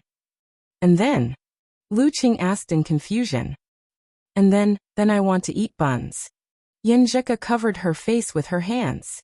After Valentine's Day, Lu Qing waited for Aunt Du to call off her leave. He carried his luggage and boarded the flight back to China. The national competition was in a little more than a month. P.S. Looking for recommendation tickets on Monday. Monthly tickets. Chapter 531. Lu Qing arrived in Songqing 3 hours later than expected. By the time he returned to campus, it was dinner time. The entire dormitory was empty, without a single person in it. He put down his backpack and leisurely went to the cafeteria. He ordered a series of dishes such as shredded pork with garlic sauce and boiled pork slices. He placed them neatly, took a picture, and sent it to Yenjika. After eating to his heart's content but alone, he walked in the direction of the martial arts club to digest. The setting sun shone on the Weishui Lake, as if it was plated with a layer of golden red. As he approached the stadium, Lu Qing suddenly saw a familiar figure walking out. It was Li Mao, who was in the second semester of his senior year, wearing a thin turtleneck sweater and a casual jacket. Hi, senior brother Li Mao. Extra training? He took the initiative to greet him. Li Mao answered with a hearty smile. No, I've been training all morning. If I come again, I'll be injured. I just finalized the offer and signed a 3-party agreement. I'm a little bit, well, how do I put it? Anyway, I just want to come and have a look. As he spoke, he couldn't help but sigh. Finalized? Weren't you hesitating before? Lu Qing didn't continue the sad topic. He changed the topic to something happy. Yes, I'm going to the capital. I'll take the chance while I'm still young. Li Mao's face showed some complacency, and then he laughed at himself. After a few years, when I can't afford a house in the capital, I'll take the money I saved and go back to my hometown, open a martial arts club, and get married. He had the strength of a top professional 9th pin fighter, and his professional grades were above average. He was quite popular with the companies that had come to the on-campus recruitment, and had received several offers. You're slandering the capital again. Lu Qing joked. Li Mao wanted to say something casually, but when he opened his mouth, he didn't say anything. Many memories and feelings surged in his heart, making it difficult for him to control himself. He took a breath and said with a smile and a sigh, "Chung, thank you so much. Thank you so much, Coach Sher and all of you. If you hadn't given up on me and kept encouraging me, I would have left the martial arts club a long time ago and become a coward for the rest of my life. Once I encounter a challenging environment again, I will definitely be nervous, anxious, and perform abnormally. There's no need for that, Senior Li Mao. You have to work hard to overcome your inner demons in order to walk out of it. We're only responsible for cheering you on." Lu Qing didn't take the credit for himself and waved his hand with a smile. Li Mao couldn't help but laugh. Then he let out a long sigh. 2 years ago, I never even dreamed that I would become a top professional 9th pin fighter and lift the national championship trophy. These 2 years have been like a dream. After sighing for a while, he changed the topic and talked about the new national competition in April. I still haven't understood the meaning of withdraw. It's the same for Talker and Ding Yang. When the time comes, you don't have to consider me in the competition. Give the freshmen more chances to temper themselves. Don't worry about the dance stage. Think about it, Lin K was already a professional 9th pin fighter when he entered the school. He only officially broke through at the end of his freshman year. You guys have only been training for less than a year. What's the hurry? Do you think you're more talented than Lin K? Do you think you're more hardworking than him? Lu Qing reminded Li Mao not to be so anxious. Going from a professional 9th pin fighter to a dance stage in 1 year was enough to be a Heavenly Sun candidate. As for his dance stage in half a year, others couldn't compare to him because he had a cheating device. Li Mao nodded slowly and said with a self-deprecating smile, "That's right. After hearing what you said, we still have a long way to go. Sai, we've been working hard to make it to the national competition and share your burden. That's not necessary. Our goal this year is to have no goal." Lu Qing laughed and described the actual situation. "Relax. It's normal to take 3 to 5 years to go from a top professional 9th pin fighter to a dance stage. 8 to 10 years isn't considered long. Many people can't even reach the threshold after 10 to 20 years. They can only watch their qi and blood deteriorate and lose hope. This kind of thing can't depend on a person or a special case. Look at me and Lin Quebec. You have to look at the statistics." Li Mao sucked in a breath of cold air. He knew it was difficult to reach the dance stage, but he didn't know how difficult it was. He only saw his teammates achieve it in 1.5 years. He also saw that Shanbei, Huahai, and Capital Martial Arts clubs didn't lack new breakthroughs. "Fortunately, I didn't focus on martial arts." Li Mao sighed. "Then I'll set a limit of 10 years, no, 5 years. I'll lose my drive if I stay too long." Speaking of this, he asked curiously, "Chung, how many dance stage fighters do you think our martial arts club will have in the next 2 years?" Ding Yang is relatively stable. At most 1 year, at least half a year. As for the others, not including our junior brothers and sisters next year, we can have at most 2 dance stage fighters. It's not surprising if one doesn't make it. In fact, the probability is quite high. Lu Qing knew Li Mao's temperament and frankly stated his judgment. This was a university martial arts club, not a top force or an advanced martial arts school where many talents gathered. Li Mao listened seriously and didn't mention this matter again. He chatted with Lu Qing about the recent situation of the martial arts club. At the end of the conversation, he suddenly laughed bitterly. "Suddenly, I don't want to graduate. I want to stay in university like this." Hearing this, Lu Qing suddenly had many feelings. Yes, these 2 years were so beautiful and memorable. He couldn't bear to leave. Although his heart was in turmoil, he still followed the characteristics of the talker and said, "Senior brother Li Mao, you have to think carefully. You will continue to not have a girlfriend in university." Li Mao was stunned and couldn't say anything. He could only wave his hand and say goodbye with clenched teeth. "Really? Do I have to make these 2 men cry?" Looking at Li Mao's back, Lu Qing complained about him and himself. Then he turned around and walked back to the dormitory. As soon as he opened the door, he saw Kai Xiaoming sitting on the simple sofa in the living room. He was playing with his phone while the TV was on. When he heard the commotion, he raised his head and exclaimed, "Oh, you're back. I admire your perseverance and persistence." Before Lu Qing answered, Kai Zhongming looked around and hesitated for a moment. "Chung, I want to ask you something. You have to be honest." I'll confess, okay?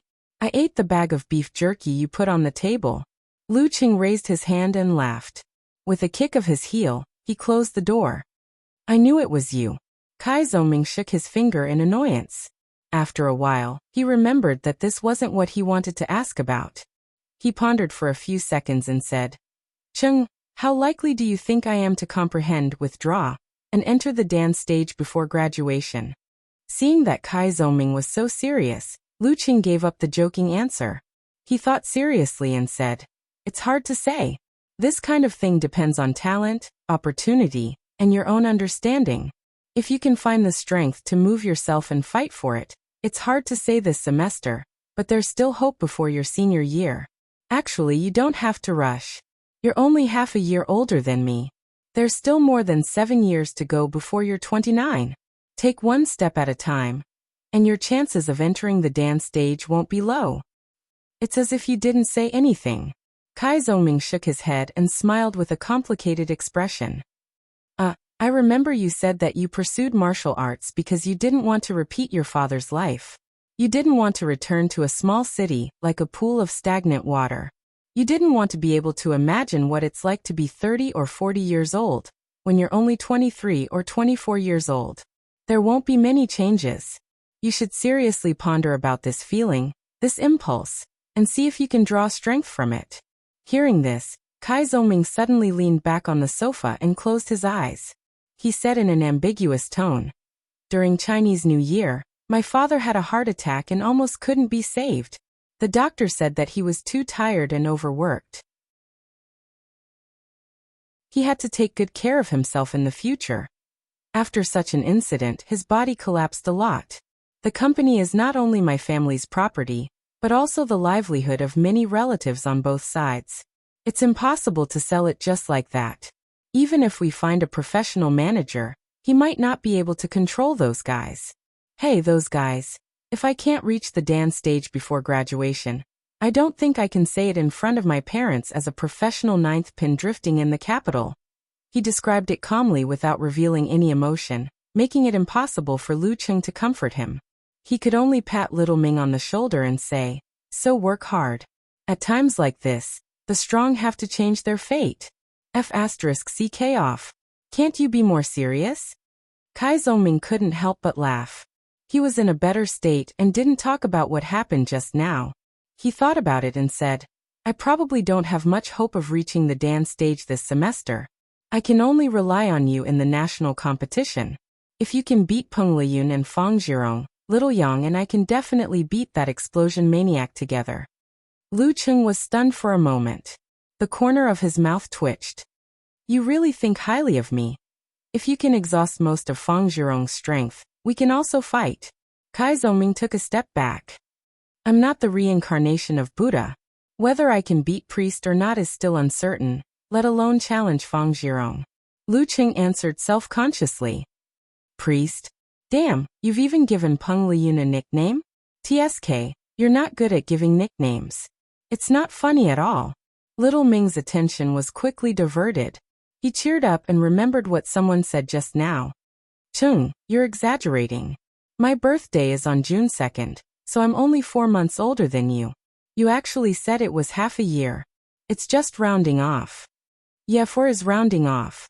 But I think you're wrong. It should be 8 months. So you're 1 year older than me." As the group of people from Songqing University trained hard and Lu Qing went back and forth to America again, the beginning of April came.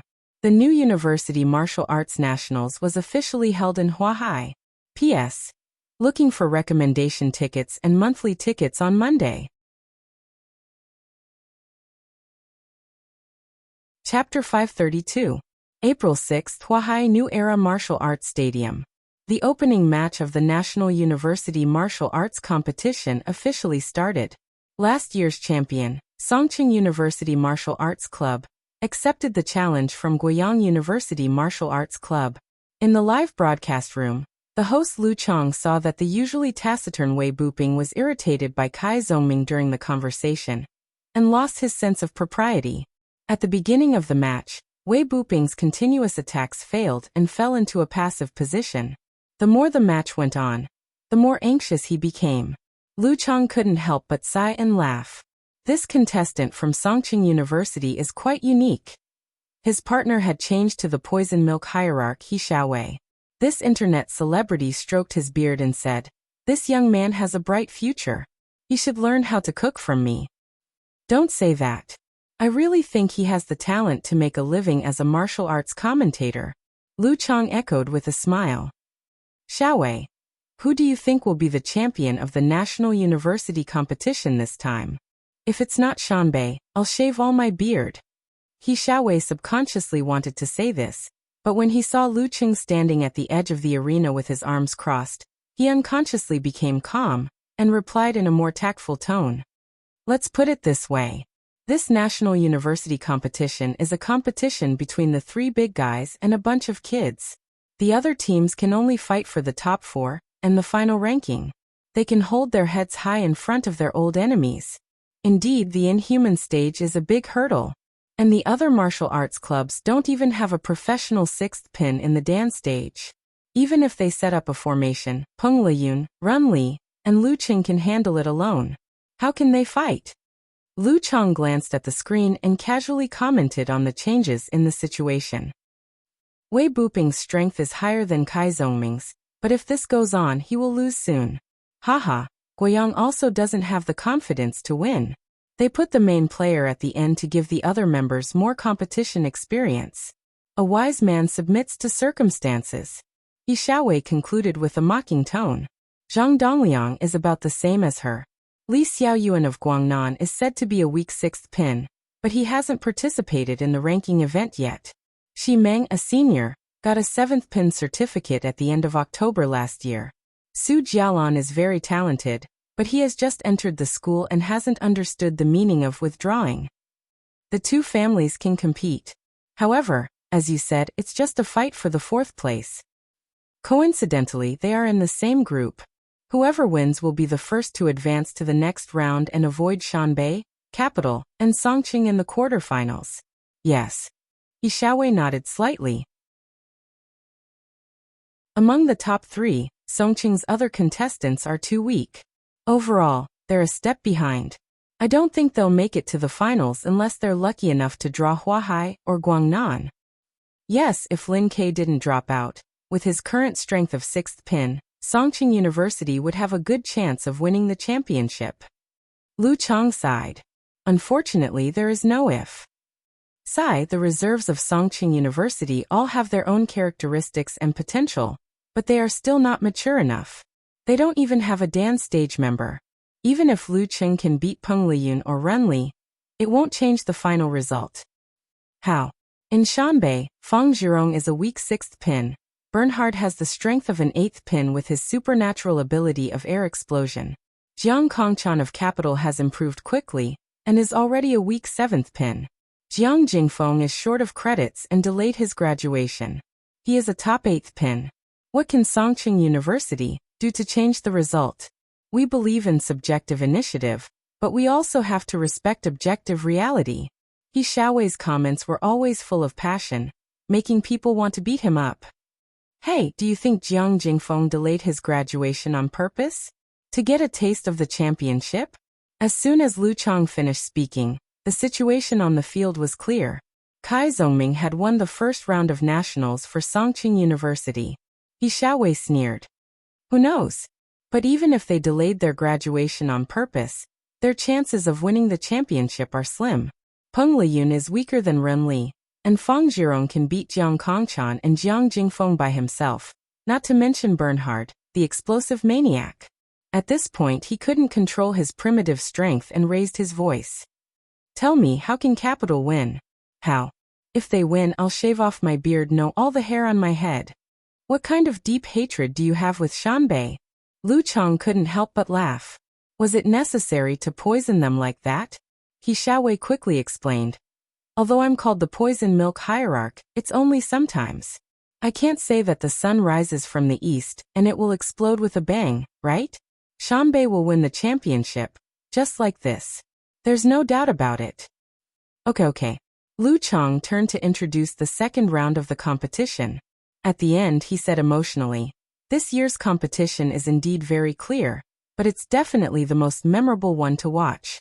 3 Inhuman University students duel. No one has ever done it before, and it's hard to find another one after. As they graduate or leave school early, such a glorious scene can't be replicated." In the following match, student Kai Xiaoming almost completed the great feat of 1 versus 2. However, he encountered the tough and determined Zhu Ning, and was unable to seize the opportunity to win. Deng Yang, on the other hand, easily defeated his opponent who was in a weakened state. He fought fiercely with Guiyang University's leading player, Chen Mo, who was at the peak of rank 8 for a long time but was unable to turn the tables. With Lu Cheng's appearance, the opening round came to a close. In the next few days, Capital, Huahai, Guangnan, and Xianbei showed up one after another, and won all of them.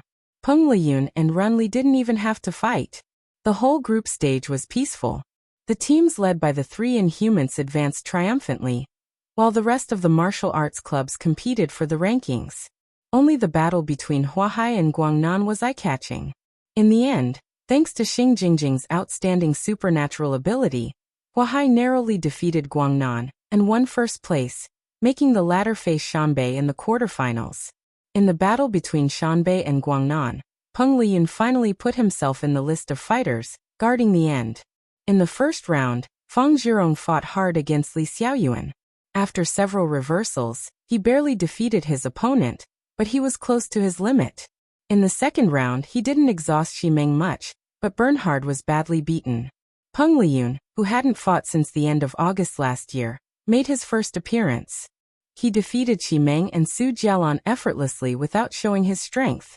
After Songqing University, Capital, and Huahai defeated their opponents and entered the quarterfinals, the old man Fang Jinju came to the center of the arena again for the final drawing ceremony. Xianbei University Martial Arts Club. He took out the ball and showed it to everyone with a smile. Then, while everyone was holding their breath, he drew Xianbei's opponent. Deng Yang, Kai Zhongming, and Heezy interlocked their fingers and held their chins, murmuring softly, "Imperial Capital, Imperial Capital, Imperial Capital. If Xianbei draws Capital, we can face Huahai and have a great chance of entering the finals again." The old man Fang Jinju looked at the ball and shook his head with a smile. Then he gathered his chi and said loudly, "Songqing University Martial Arts Club. Last year's champion and runner-up met in advance." Phew.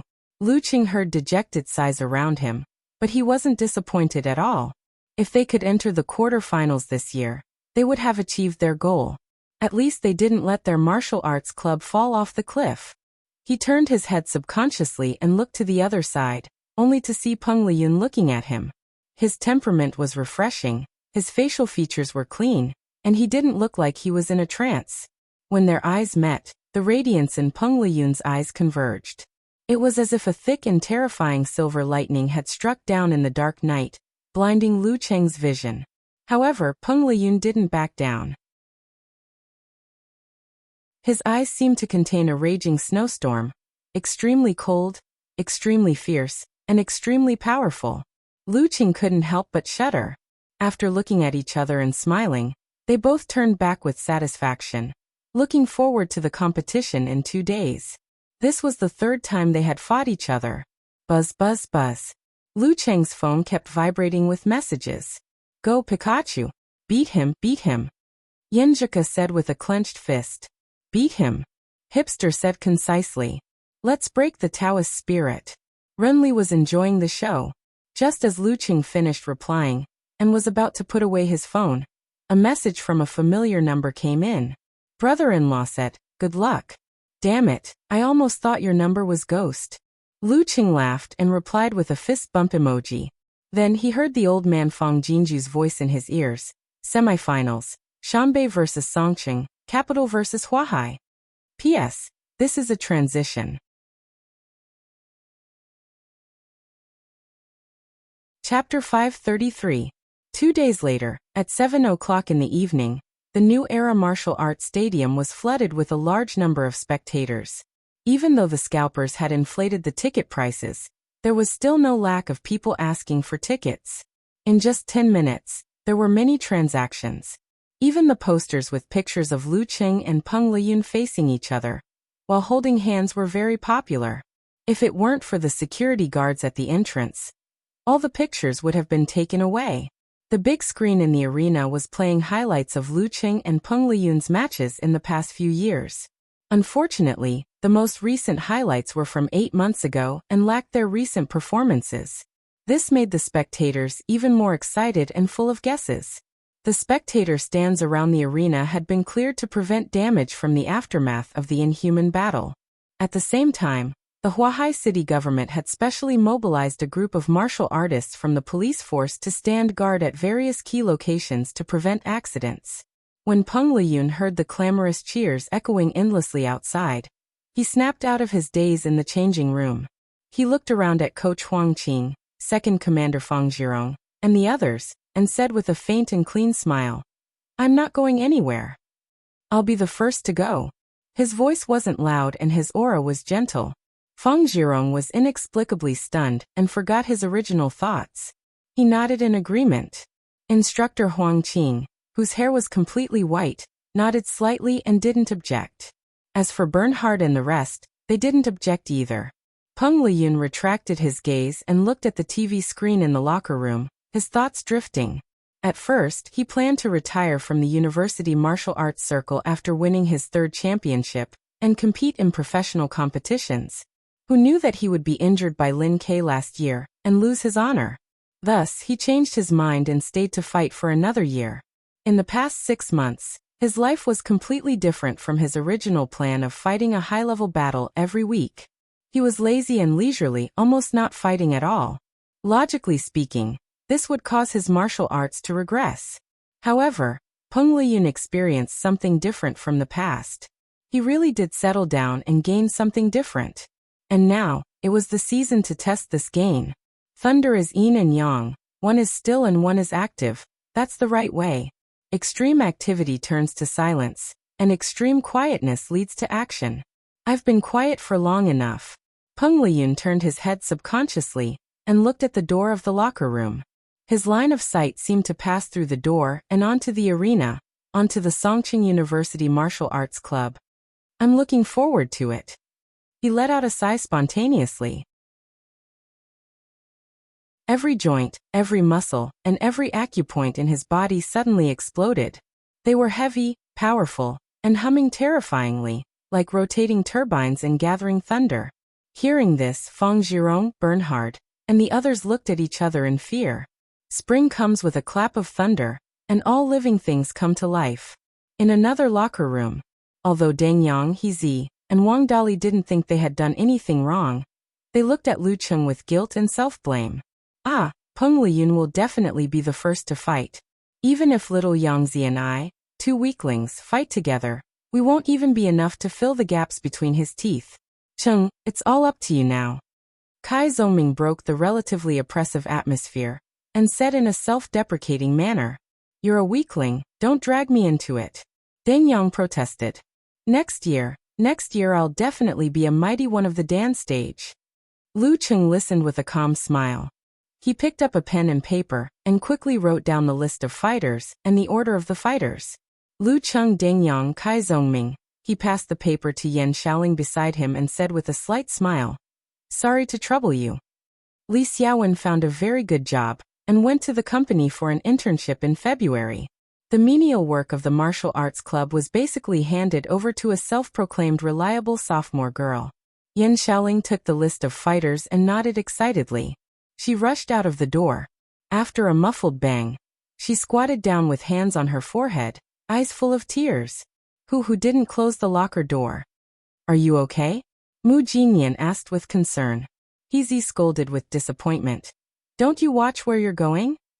Yan Shaoling looked up with grievance. "Normally, with my height, I shouldn't have hit that spot." Everyone was speechless and almost burst out laughing. The heavy atmosphere was swept away. "How many centimeters taller are you today?" He asked without thinking. Yan Xiaoling was enlightened. She slapped her thigh and said, "Oh my God, so that's how it is." Everyone couldn't help but laugh as they watched the short, no, petite figure flash out of the locker room. King retard. Out of the door, Yan Xiaoling paused. She didn't rush to the supervisor station.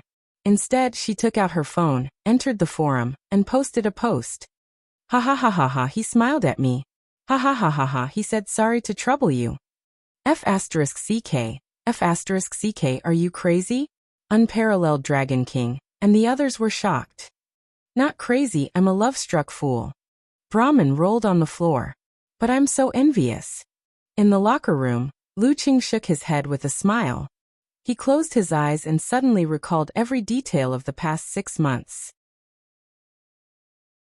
Strolling in the rain, encountering gods in the void, self-reflection, ambushing Butcher, suppressing him with precision from start to finish, attacking Mizuki's fleet, grasping the perfect timing, daily life at home, warm and sweet, meaningful and lasting, studying physical invulnerability secret arts in the underground of the Ice God sect, gaining insights and comprehending by analogy, after leveling up, facing Brandon and familiarizing himself with new techniques, pondering every day, practicing diligently, finally getting Lament of the Ice Queen ready for actual combat.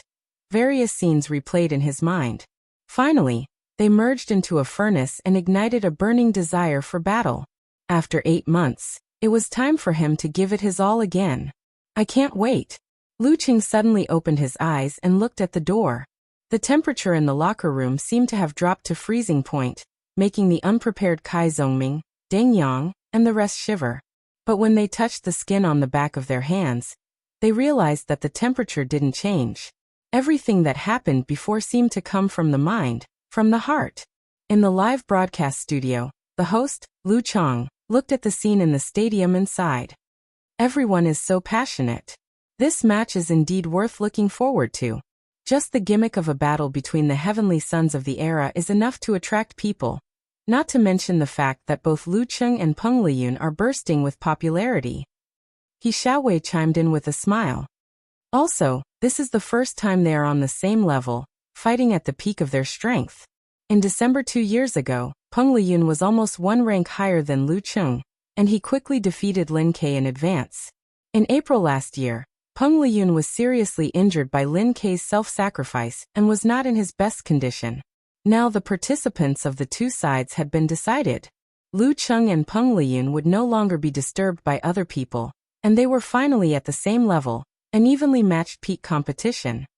Yet this reminds me of the words top of the Forbidden City. "Xiaowei, who do you think has a higher chance of winning?" asked Lu Cheng with interest. Xiaowei shook his head like a rattledrum. "That's hard to say. They haven't fought seriously for half a year. How am I supposed to judge?" As soon as he said that, Peng Liyun's fans in front of the screen heaved a sigh of relief. They felt that the dark clouds over their heads had mostly dissipated.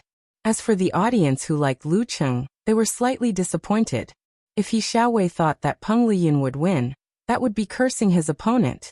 If he thought that Lu Cheng could win, how could one's supernatural powers defy fate? Indeed, they have been accumulating their strength for half a year. I wonder what kind of power they will unleash today. They might both be close to pinfall. Lu Chang lamented. He suddenly thought of a rumor and said with a smile, "I heard that Lu Qing won't be returning to Wuyue Club, and will be joining Longhu Club in July.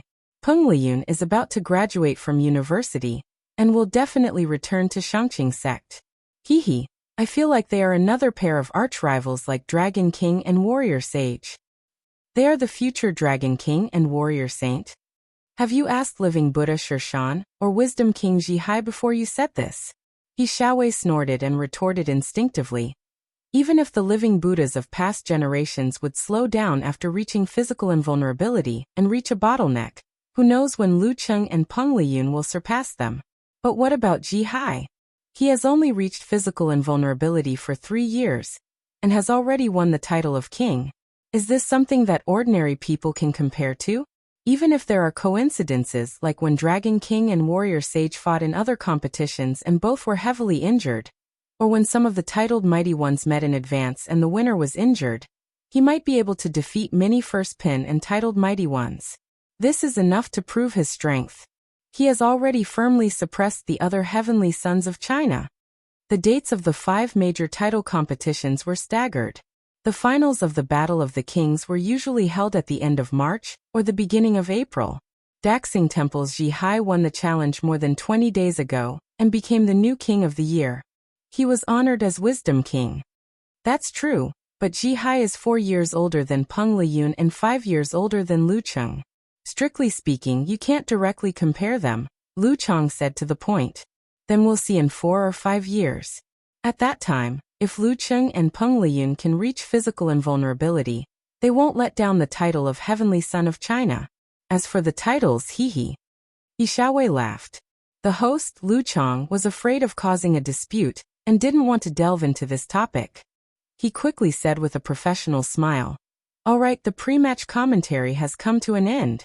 Let's cut to the off-site interview and hear what the audience has to say."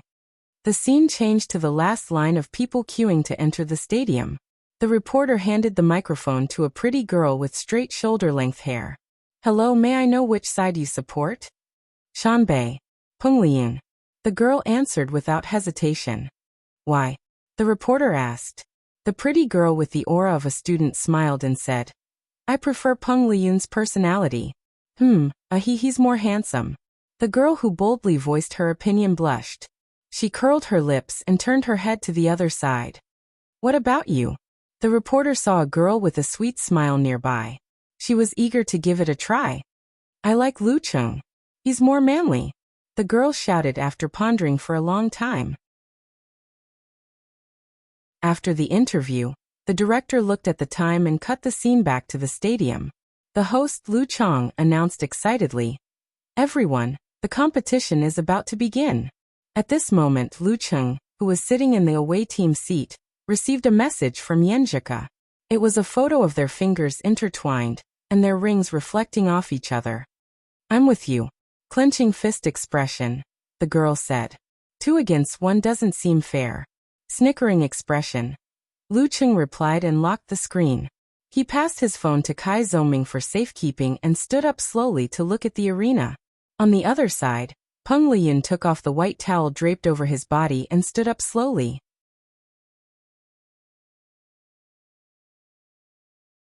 Chapter 534. Lu Cheng. Peng Liyun. All of a sudden, the sound waves exploded. Countless spectators raised their arms and shouted the name in their hearts at the top of their lungs. It was as if a forest had suddenly grown around the stadium, and a fighter jet had swept past. Lu Cheng didn't unleash his aura. He walked along the aisle at a moderate pace and slowly climbed the stone steps. He stood on the left side of the referee. At the same time, Peng Liyun also walked into the arena calmly.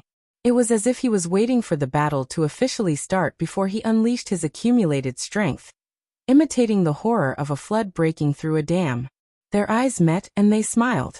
Both of them had grasped the other's thoughts. The referee with a half-beard looked left and right. When the electronic clock struck the hour, he raised his right hand and announced loudly, "Talk time begins." Peng Liyun lowered his waist and his body seemed to sway with a natural rhythm. As he swayed, Lu Cheng couldn't find any flaws. He looked over and smiled faintly. "I've been waiting for you for a long time." "Me too." Lu Cheng smiled casually in response. For the next 2 minutes, neither of them spoke again. They were both counting down the time in their hearts, just like a race car. 2 minutes, 1 minute, 30 seconds. Peng Liyun's body emitted a low turbo pressure sound.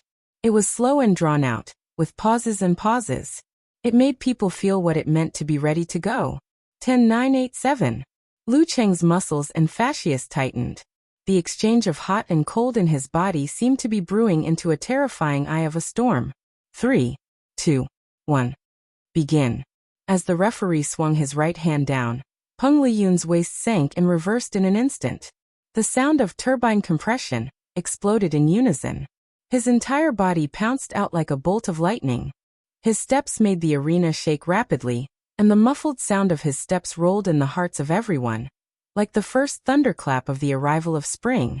His shadow was still there, and the shaking hadn't stopped. However, he had already crossed more than 20 meters and appeared in front of Lu Qing in a flash. Lu Cheng's back turned sharply and his muscles swelled. He completed the turn in an instant and circled to the side. He broke through the air barrier, stirring up a strong wind as he smacked his opponent in the face. Bang! The wave that was strong enough to send a grown man flying came at him. Peng Liyun pulled his left arm and raised his palm to block his face. At the same time, the silver light in his eyes fell, and his muscles flashed. His right shoulder shook violently, and his arm swelled up as he swung it to the side in a condescending manner. Lu Qing straightened his back, clenched his right fist and blocked the attack. Then he would follow up with a crushing punch with his left hand, and a low knee kick to gain the upper hand. However, in the reflection of his ice mirror, Peng Liyun's muscles and fascia were completely different from when he was exerting force. It was similar to the situation when he was performing the simplified version of the fighting formula.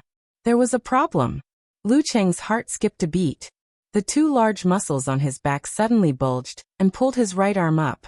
He clenched his fist and punched out. It was as if he was blocking, and guiding. Bang! As soon as the two of them made contact, Lu Qing could feel his opponent's extraordinary strength. If he took it head-on, his arm would definitely be knocked away, and he would be knocked backwards. His clenched fist suddenly stretched out, and his palm moved diagonally from the bottom to the top. He skillfully diverted Peng Liyun's attack, and although it seemed as if it was as light as the wind, it was actually a very dangerous parry. Peng Liyun took advantage of the momentum to turn his body. He raised his left arm again, and in the flash of an electric arc, it swelled and hammered downwards. The basic martial arts of the Thunder sect, lightning and fire stance, could stimulate the tailbone and cause an outburst. At the high-ranked Dan stage, there would be a corresponding advanced version of the secret art.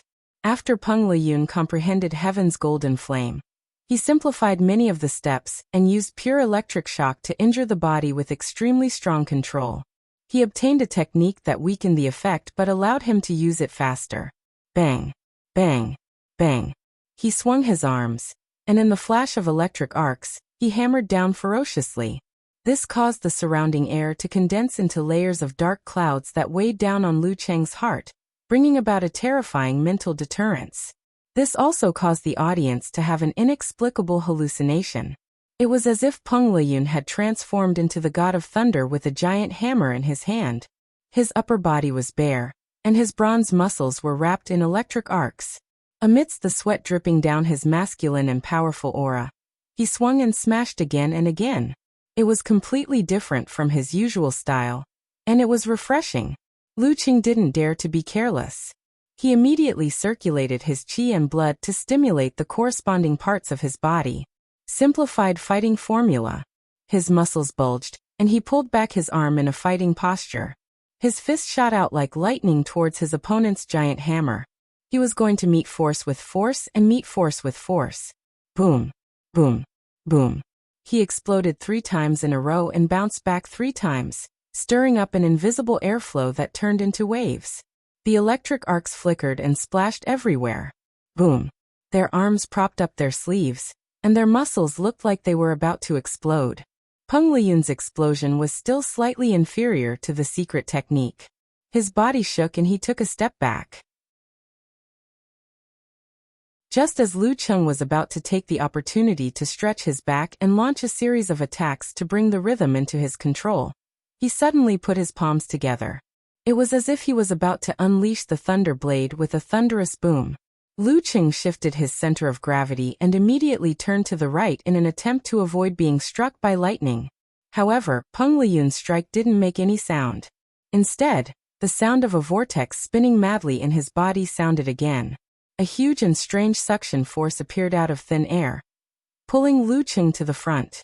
In the previous hammer strike, he had secretly left electric arcs, accumulating a layer of single attribute electric charge on his opponent's body. Now that north and south were attracting each other, it came in handy. Thunder begets magnetism, and magnetism begets force. After the suction, Peng Liyun pulled his palms apart, pulling out a silver-white electric snake as thin as a cicada's wing. It was blinding. Pseudo-cloudless thunder blade. However, Lu Cheng seemed to have been prepared. Just as he was pulled forward, he took advantage of the momentum and squatted down. Not only did he dodge the instantaneous electric light in time, but he also threw a punch at his opponent's waist. How could he, who had stepped into the realm of encountering gods in the void and self-reflection, not notice the layer of electric charge on his body? He had been holding back all this time to create an opportunity. Bam! The two of them were less than half a step apart. Before the crisp sound faded, the punch was already close. Cold sweat beaded on Peng Liyun's forehead as he reversed the vortex. The humming sound erupted again. Lu Cheng's punch was getting slower and slower, as though he was caught in a repulsive force field. However, at this moment, he snapped his fingers and opened them, shooting out streaks of crystal clear and cold ice soul brilliance. Breaking through the surface with a single point, the force field was penetrated. Seeing that the cold streaks were about to reach his body, Peng Liyun, who didn't feel that everything was fine after reversing the vortex, pulled his spine and pulled his body diagonally backward. The streaks of white streaks brushed past him and covered the surface of his clothes with a layer of frost. Lu Qing bounced his waist and stood up. Striding forward, he clenched his fist and launched a forward charge attack. Peng Liyun extended his palms downwards and crossed them into a net, firmly blocking the attack. Lu Qing didn't manage to land a hit, so he took advantage of the situation and turned around, his back facing his enemy. Then he swung his elbow backwards and struck fiercely. With a crisp sound, Peng Liyun's raised arm was swung away helplessly. Once again he took a step back. Lu Qing had already turned around. He retracted his qi and blood and immediately exploded them. He was about to launch a series of explosive attacks with the precision of a ruler. Left, Ice Soul technique, right, Emperor Yin technique. Alternating, never-ending attacks. However, at this moment, Peng Liyun lowered his waist and swung backwards. Amidst the shaking of the arena, he made a flash attack backwards and dodged 30 meters away, close to the edge. Crack! Lu Cheng's explosive Dan force rushed to his feet, causing the surrounding green bricks to soften into powder. Using the terrifying rebounding force, he spread his wings and leaped forward. In the blink of an eye, he had closed in on his opponent. Rumble, rumble, rumble. Peng Liyun displayed his body movements and made a series of turns, stirring up gusts of strong wind, not giving his opponent a chance to gain momentum. Lu Qing vaguely understood the key point of their fight. On the surface, it looked like they had the upper hand, but in fact it was a battle of rhythm. The one who could interrupt and destroy the other's momentum and control the changes of speed would have the upper hand, and a chance to accumulate victories. Unconsciously, he had a new understanding of the battle of high-ranked dance stage fighters. After several turns, he still couldn't get rid of his opponent. However, Peng Liyun took the opportunity to complete the outline of the Green Jade Talisman book in his mind. He condensed a thunder snake in his palm and released a powerful bolt of lightning that turned from green to purple. Simplified physical invulnerability move Thunder Seal revealed. With the help of the ice mirror, Lu Qing had already sensed it. He pulled his waist and back, swung his center of gravity, and dodged to the side. The lightning struck the ground of the arena, leaving a long, meandering charred mark like a big tree. Peng Liyun immediately counterattacked when his opponent's rhythm paused. He lowered his qi and blood, and condensed them into a single point, in exchange for a violent explosion and ferocious rush. Bam! He took a step forward, his right arm swelled and punched. His fist was covered with a layer of silver-white thunder snake, as if he was wearing an exaggerated thunder glove. It was heavy, strong, and fierce. Lu Qing followed up with force concentration. He pushed his feet together and rushed forward with the heart-drilling hammer, blocking his opponent's fist. Boom! The explosion broke up the electric arc, and the impact caused a shock. The two fighters were evenly matched. One was slightly paralyzed, while the other's qi and blood were slightly disturbed. Bam! Bam! Bam! Peng Liyun kept punching with his fists. When they were evenly matched, he suddenly turned his body and pulled back his leg, creating another bolt of lightning. Boom! Boom! Boom! His whip leg followed by a knee strike followed by an arm flick followed by a reverse swing, and a reverse swing followed by a hammering with the other hand. The series of attacks flowed smoothly. Every strike burst out with Dan force, spewing out thunder snake, illuminating the arena. In the eyes of the audience, Peng Liyun was like the thunder god swinging his hammer in the beginning. Now he had turned into a bolt of lightning, striking again and again, blurring the audience's vision. The 9 tribulations chain was shockingly powerful. Lu Cheng's spirit was shaken and shook. Fortunately, the ice mirror had been formed. His consciousness was in midair, so he barely resisted and didn't slow down. Relying on a clear understanding of his surroundings and his opponent, he kept bursting out Dan Qi, punching and kicking. Sometimes he used ice spirit, sometimes he used Emperor Yan, and fought fiercely with Peng Liyun. Every time they collided, it was like a bomb being detonated, shaking the ground, creating craters and filling the air with smoke and dust. The paralysis was accumulating, and the shock was heavy. Although both of them used force concentration to dissipate most of the effects, it was inevitable that there would still be problems. Peng Liyun's 9 tribulations chain was based on the 9 heavens fusion, a unique physical invulnerability skill. The chain was tight, and the force was continuous. Even if Lu Cheng used 24 blizzard strikes, he was gradually at a disadvantage. Boom. Just as they finished another fist collision, Peng Liyun suddenly pulled his fascia, flicked his joints, and made a rapid attack with overlapping afterimages. Machine God Fist.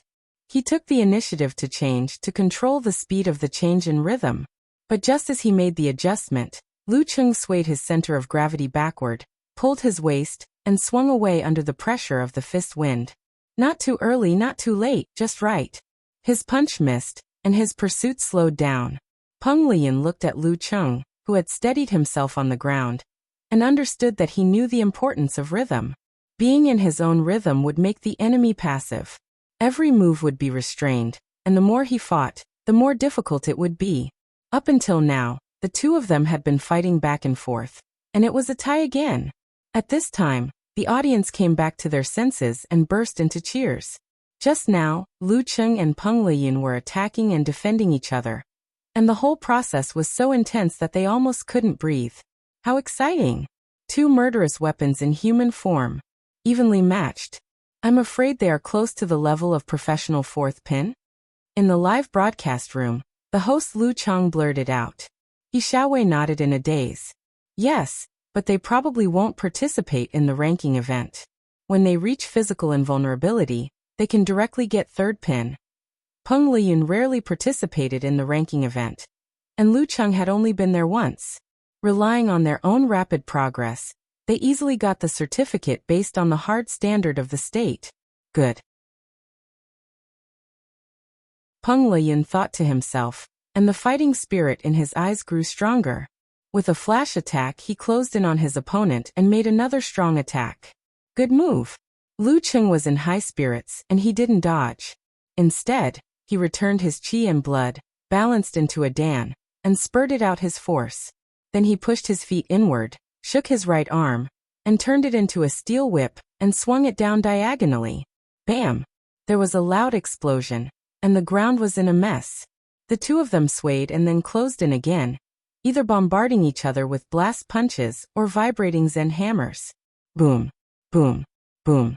The two of them fought until sand and pebbles flew everywhere. The deafening sound was completely displayed. They had learned their lesson from before, and didn't reveal any flaws. They were evenly matched. At most, one of them would occasionally gain the upper hand, but it would be gone in the blink of an eye. The intense battle made the audience exclaim in satisfaction, and their blood couldn't help but boil. They raised their hands and shouted loudly, both to cheer and to vent. 7 or 8 minutes passed. Even though Lu Cheng and Peng Liyun were at the inhuman level, they couldn't help but show signs of declining in various aspects, especially Peng Liyun, who was both mentally and physically affected. He was already showing signs of fatigue. Lu Cheng was replenished by the Jindan, so his physical condition was pretty good, except for his mental state. It's time. With a thought, he controlled his qi and blood, stimulated his body, and used the simplified wholeness formula in exchange for a clear mind. Bam! He stretched his back, stepped forward, and attacked. His right fist was surrounded by red and white flames, and he punched straight ahead. His momentum was so strong that it overpowered his opponent in an instant. Peng Liyun's mind was slightly shaken. He lowered his arm and punched downwards, hitting the surface of Lu Cheng's fist. Bam! Amidst the loud noise, Peng Liyun's eyes flashed with surprise. His forearm bounced back involuntarily, almost hitting his chest. His body couldn't help but sway. Bam! Bam! Bam! There was no joy in Lu Cheng's eyes. He spread out his arms with indifference, and combined with the explosion of the dance stage, he attacked with precision. One punch was crystal cold, and the other was heavy and scorching hot. He forced Peng Liyun into a defensive position, struggling to hold on. With the rhythm under his control, Lu Cheng suddenly paused in the midst of his consecutive attacks, allowing the flames, force, and mental state of the Dan balance to compress inwards, away from the cold and away from the darkness. His eyes turned dark in an instant, deep and indescribable, like a night without stars or moon. Bam! Lu Cheng's blood returned to him, and he came back to life. He stepped forward with his left foot, swung his right arm, and punched Peng Liyun like a violent snowstorm. Self-created unique skill, Lament of the Ice Queen. Instead of being surprised, Peng Liyun was overjoyed. At the moment his opponent changed his rhythm, he reversed the yin and yang in his body, creating a vortex that devoured each other. According to reliable information, Muko Yamashita had mastered the swordsman formula, and had used it on his companions a few times. Therefore, there was enough reason to suspect that Lu Cheng, who had close ties with the military, had obtained the wholeness formula. I've been waiting for a long time, just for this moment. Although he wasn't sure what had happened to allow him to use the 9 words formula so quickly without the need for hand seals or secret sounds, it was a once-in-a-lifetime opportunity. With a bam, Peng Liyun crossed his palms and pushed them out, facing Lu Cheng's hammer attack. The surrounding light dimmed in a frightening manner. Poof! A muffled sound like a dud was heard. Peng Liyun's palm that was holding Lu Cheng's fist glowed with a layer of ice. The freezing spread rapidly, sealing him in ice in an instant, as though he had been placed in a transparent coffin. Lu Cheng felt his mental and physical strength leaking out rapidly into the depths of Peng Liyun's palm, as though he had encountered the star-sucking great skill. It was the same unique skill that he had created himself, reverse vortex. Thump, thump, thump. Lu Cheng withdrew his hand abruptly and took 3 steps back. His legs were weak and he looked exhausted. A lose-lose situation, said the guest commentator He Xiaowei in amusement. Before he could finish his sentence, he saw Lu Cheng energize and regain his vigor. Then, with a sliding step, he closed in on his opponent who had yet to break free from the ice seal. The second strike of the simplified wholeness formula. Did he take his medicine? He Xiaowei was shocked. How many lives does this guy have? Up, down, left, right, back and back? And he's still a hero? It was just a simplified version, so the effect wasn't as good. Lu Cheng wasn't at his peak, but his punches and kicks weren't slow at all. He swung his left arm, straightened it into a spear, and aimed it at Peng Liyun's throat. Peng Liyun was frozen, so his body's reaction was slow. He shouldn't be able to parry in time. At that moment, an electric light flashed and landed on Peng Liyun's elbow.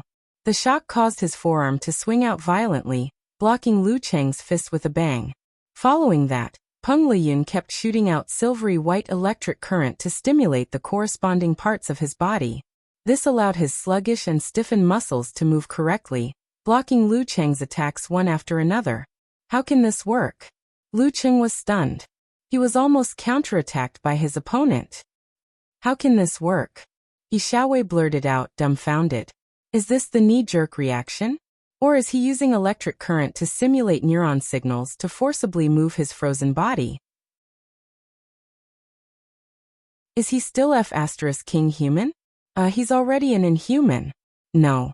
I can't let Peng Liyun break free from his stiffness. I have to end this quickly. Lu Cheng couldn't be bothered to be stingy with his mental strength. He kept drawing back his qi and blood and blasting out his Dan force.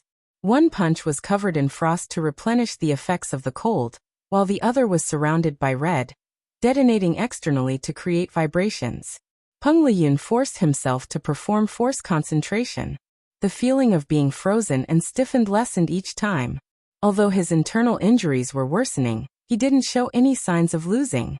Lu Cheng stepped forward, stirring up strong winds. Seizing the opportunity when his opponent's movements were affected, he switched to 8 different positions and struck 8 ice spirit force. Peng Liyun was on the verge of collapsing. At that moment, Lu Qing used snow cover followed by cold devour. Nimble as a fox, he flashed behind Peng Liyun. Taking advantage of Peng Liyun's missed attack, he was going to win. At the critical moment, the turbine in Peng Liyun's body spun again, releasing a strong repulsive force. Lu Cheng's heart was as cold as ice. Unmoved, he channeled his qi and blood to stimulate his body, and used the simplified fighting formula again. Bam! He retracted his arm and swung it out with his bulging muscles, breaking through the air barrier and breaking through the force field. Then, he swung his arms and struck continuously with Zen, not giving his opponent a chance to catch his breath. Bam bam bam. Peng Liyun's qi and blood churned, and his muscles twitched. Affected by the electric current, his limbs became sluggish. Exhausted, Lu Qing paused for a moment and used the simplified wholeness formula one last time. Invigorated, he took a step forward and struck with a Zen punch with his left fist. Peng Liyun was wobbling, his internal organs on the verge of rupturing. Bam! Lu Qing didn't hold back. He continued visualizing and raised his right arm. Severe warning. Peng Liyun's body was so sluggish that it was difficult for him to dodge. He could only use the electric current to stimulate him, and raise his arm to receive the blow. Bam! Peng Liyun's body trembled, and he stood rooted to the spot. Although his mind was under the Thunder God's suppression, and his thoughts weren't completely frozen, he couldn't send out signals in time to control his body. Lu Qing swung his left arm and opened his palm, pressing it against his opponent's head. The referee raised his right hand, and ended the long and arduous battle. First round, Lu Qing wins. Lu Qing heaved a sigh of relief. Until the very end, he felt that Priest would be able to turn the tables. Once his momentum dropped, his spirit withered. In terms of other aspects, he was still slightly inferior to Peng Liyun. Moreover, the simplified wholeness formula's effect was getting worse with each strike. If his opponent could withstand 3 more strikes, he would probably be the one to lose. Of course, Priest's energy consumption wouldn't be much lower than his. Even if he could break free from the effects of paralysis, he might not be able to seize the opportunity to win. Victory was only a hair's breadth away. Peng Liyun recovered, stared at Lu Qing, and blurted out, "Encountering gods in the void?" "Yeah." Lu Qing nodded calmly. "Impressive," Peng Liyun praised. With great difficulty he turned and left. He shook his head and smiled as he walked. He didn't feel dejected, only the urge to try again. The surrounding audience came to their senses and applauded enthusiastically.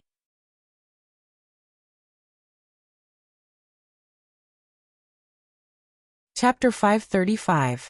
Looking at Peng Liyun's staggering back and feeling his own muscles trembling uncontrollably under the influence of the residual electric current, Lu Qing, who was standing in the middle of the arena, suddenly felt a little emotional. "I've finally defeated the great demon king fair and square. It wasn't easy at all. From today onwards, he and I will truly stand on the same level. We will look at each other on equal footing. It has been 2.5 years since Master brought me to Shanbei to meet Peng Liyun in the morning to receive his education, and set my goal. Over hundreds of days and nights, step by step, I've finally reached this point. Of course, it didn't mean that he would be able to suppress Taoist Priest from now on. He could sense that even with the use of secret techniques, the difference between the two of them was only a hair's breadth. If he hadn't misjudged the situation and carelessly clashed with the lament of the Ice Queen, the outcome might have been completely different. And at the current stage of the advancement of the inhuman level, every step forward would be extremely difficult. Even if he were to master the fire sex techniques and Taoist priest's mastery of other supreme arts, he would only be able to enrich his means and surprise his opponent once or twice. He wouldn't be able to bring about any substantial improvement. For a long period of time, the two of them would be evenly matched. Lu Qing took one last look at Peng Liyun before slowly retracting his gaze. He thought to himself, next, our competition will be to see who can reach the Dragon Gate faster, and who can achieve physical invulnerability first. On the spectator stand, and Chao Yang, who had specially bought a ticket, uncrossed his hands and leaned back. He sighed and muttered to himself, "Hey, Priest didn't go all out but lost the match." It wasn't that Peng Liyun had never failed in the past. However, he would either lose to the mighty ones or lose because he wanted to see his opponent's secret technique. It was rare for him to go all out and still lose to his opponent. This was even more so when it came to a battle of the same level. In the changing room of Capital Academy, Runli watched the entire live broadcast. She wasn't worried that it would affect the second semi-final match that was about to begin. At this time, her doll-like beautiful face had a bit more disappointment, and also a bit more relief. He was disappointed because Lu Qing had finally caught up with him. His worries had become a reality. He was relieved because it was proven that Taoist priests could also fail. There were also times when they were powerless. They weren't invincible demons. The little shadow in his heart was swept away. "I can defeat you too." She rubbed the sheathed long sword on her lap. It was warm to the touch, and the brass was as good as new. Lu Cheng, Lu Cheng. Peng Liyun, Peng Liyun.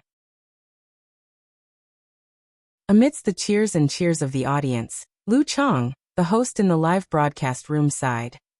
"What a wonderful match. Lu Qing is so strong. The era of the big devil is over." Indeed. Even though the gap between their performances isn't big, and Peng Liyun might be able to win the next match, the invincible Demon King has indeed passed away. The guest commentator He Xiaowei sighed and agreed. From now on, the elites won't be lonely anymore. Experts aren't lonely. Well said. They don't have to worry about not having an opponent of the same level. They can train and improve each other.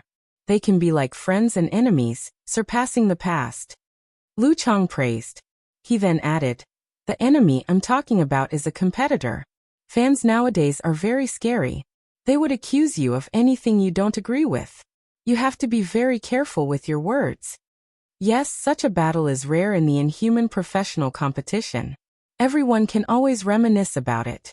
When the time comes, Lu Cheng and I will come up with a detailed commentary version.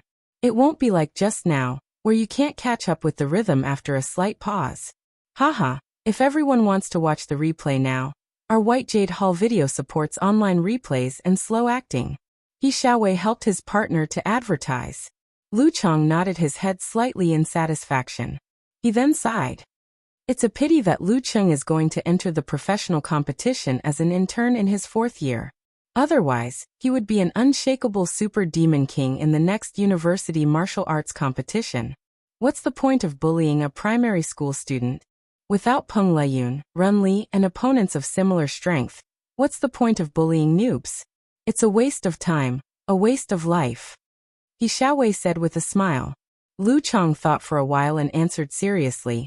Personally, I have to admit that bullying noobs is really interesting. As he spoke, he laughed. He Xiaowei couldn't help but laugh as well. Alright, the second round is about to begin. Let's see how much strength Lu Qing has left, and whether he can still create a miracle.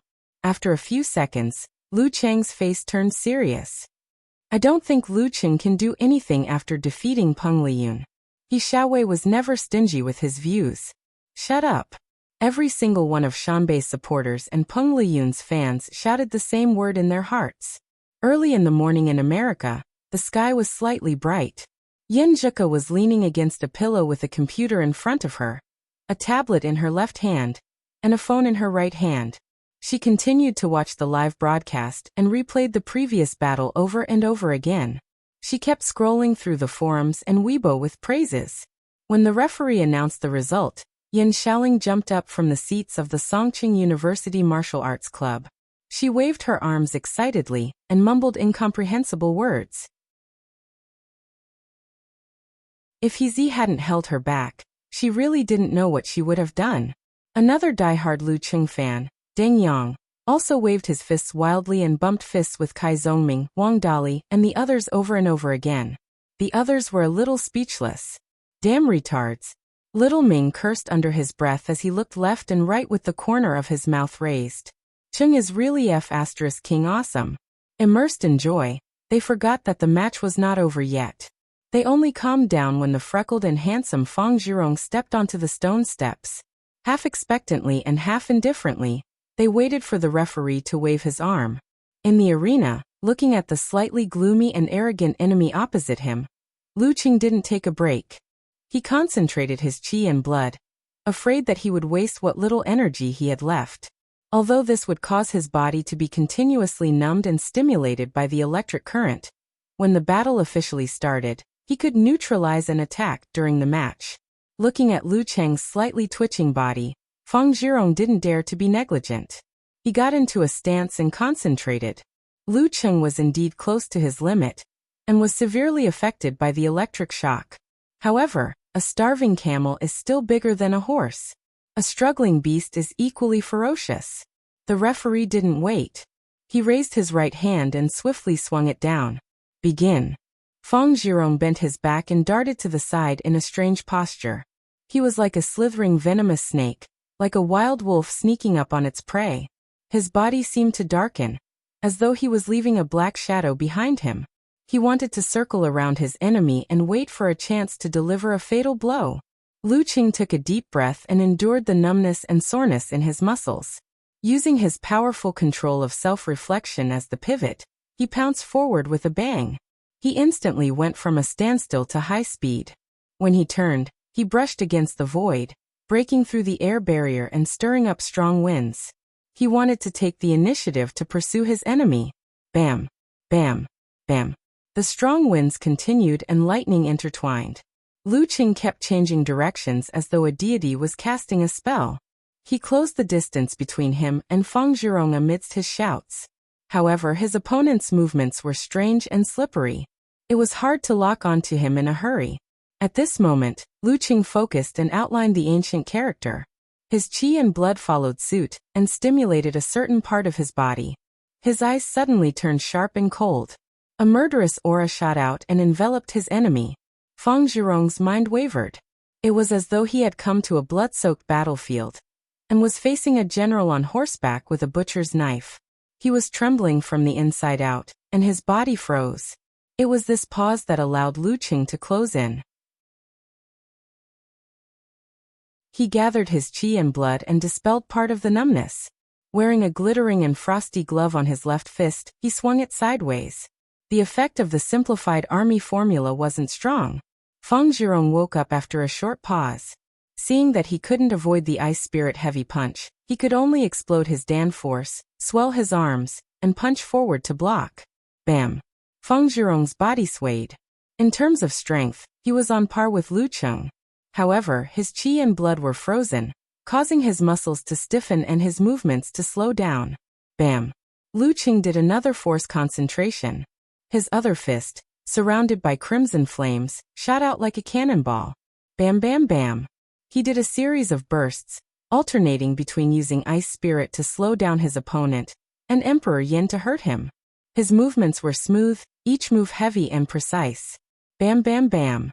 Feng Zhirong struggled to hold on, and barely managed to defend himself. He wanted to use a killing move to get out of the predicament or dodge and regroup, but he could not find a single chance.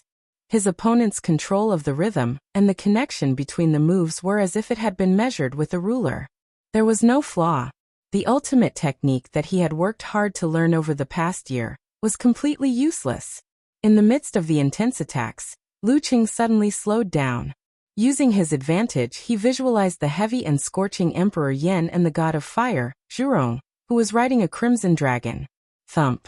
He stepped forward, pulled back his right arm, drew his bow, and shot a heavy punch. Fire Sect's simplified physical invulnerability move, Internal Explosion Punch.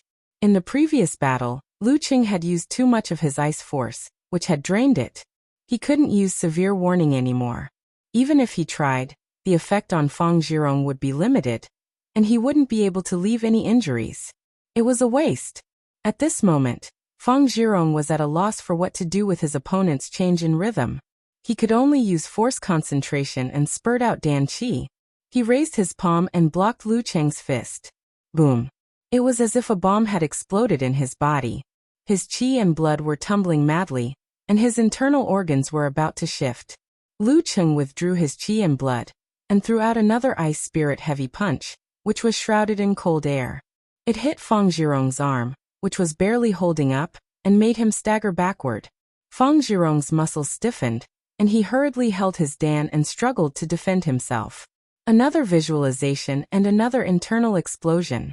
Expressionless, Lu Qing took a step forward, raised his right fist, and smashed it down heavily on his opponent's raised arms. Boom! Feng Zhirong's eyes, nostrils, ears, and mouth were all red.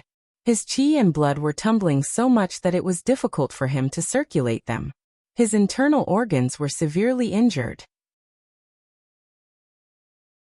Lu Qing withdrew his force and tried to throw another ice spirit punch. However, his head was suddenly dizzy. His spirit had reached its limit. Before he could use force concentration, his condensed qi and blood dispersed. Feng Zhirong was stunned at first. Then he seized the opportunity to suppress his injuries. He stretched his back and swung backward, covering more than 10 meters in one leap. That wasn't the end. He made a forceful turn and dodged to the side. Lu Qing felt it was a pity. He tried to catch up with him and try again with a normal attack. However, as soon as he took a step, he felt the world spinning around him. He almost fell and could only stand there helplessly. When he made his move, Feng Zhirong was like a bird startled by the twang of a bow.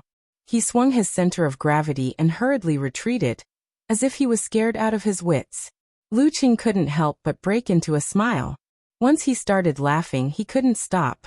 It was because of Feng Zhirong's overreaction and the satisfaction of defeating Peng Liyun. Haha.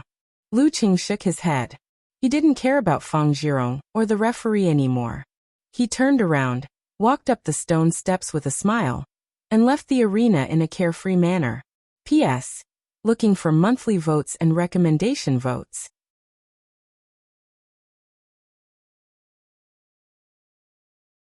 Chapter 536. Second round, Feng Zhirong wins.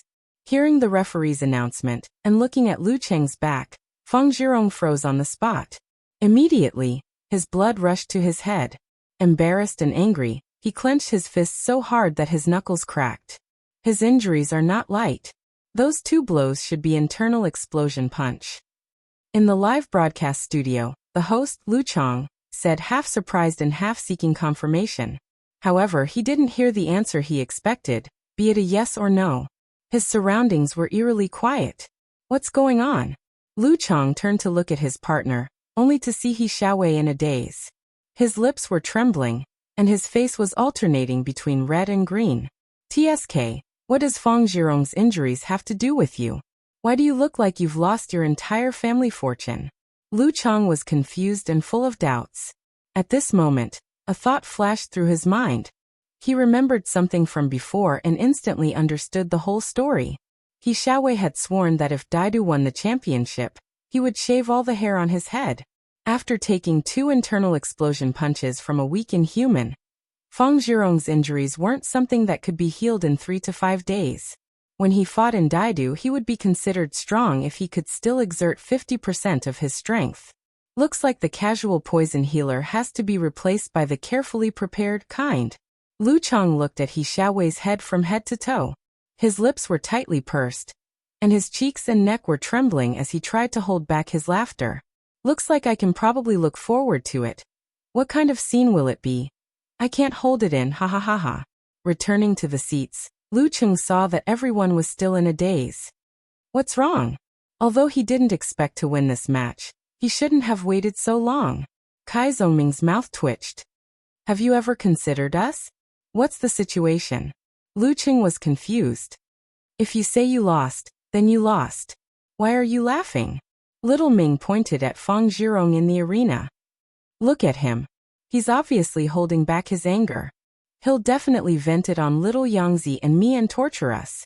Even if that guy is seriously injured and weakened in all aspects, he's still not someone a top 9th pin fighter can challenge. Lu Qing came to a realization. He solemnly extended his hand and patted Talker's shoulder. Don't worry, there's a referee. Kai Zhongming was so angry that he laughed. You might as well not have said anything. It made one's calves tremble even more. At this moment, Ding Yang put on an expression as if he was not afraid of death. He bumped fists with Lu Cheng and the others one by one and walked towards the ring with his head held high. After watching him walk a few steps forward, Lu Cheng took back his phone and shared his joy with Yenjika. Walking up the stone steps, Deng Yang stood in front of Fang Zhirong, who had just performed a force concentration to reduce the effects of his internal injuries. He saw his enemy's gloomy face and furious black eyes. He couldn't help but shudder. It was as if a venomous snake was staring at his throat, and a sniper rifle was aiming at his temple. Was this the aura suppression of a professional sixth pin in the dance stage? Deng Yang tried his best to soothe his qi and blood, causing his skin to glow with a faint jade glow. Shizhou Island, quenching jade tactics. The referee did not give Fang Zhirong any more chances to calm down.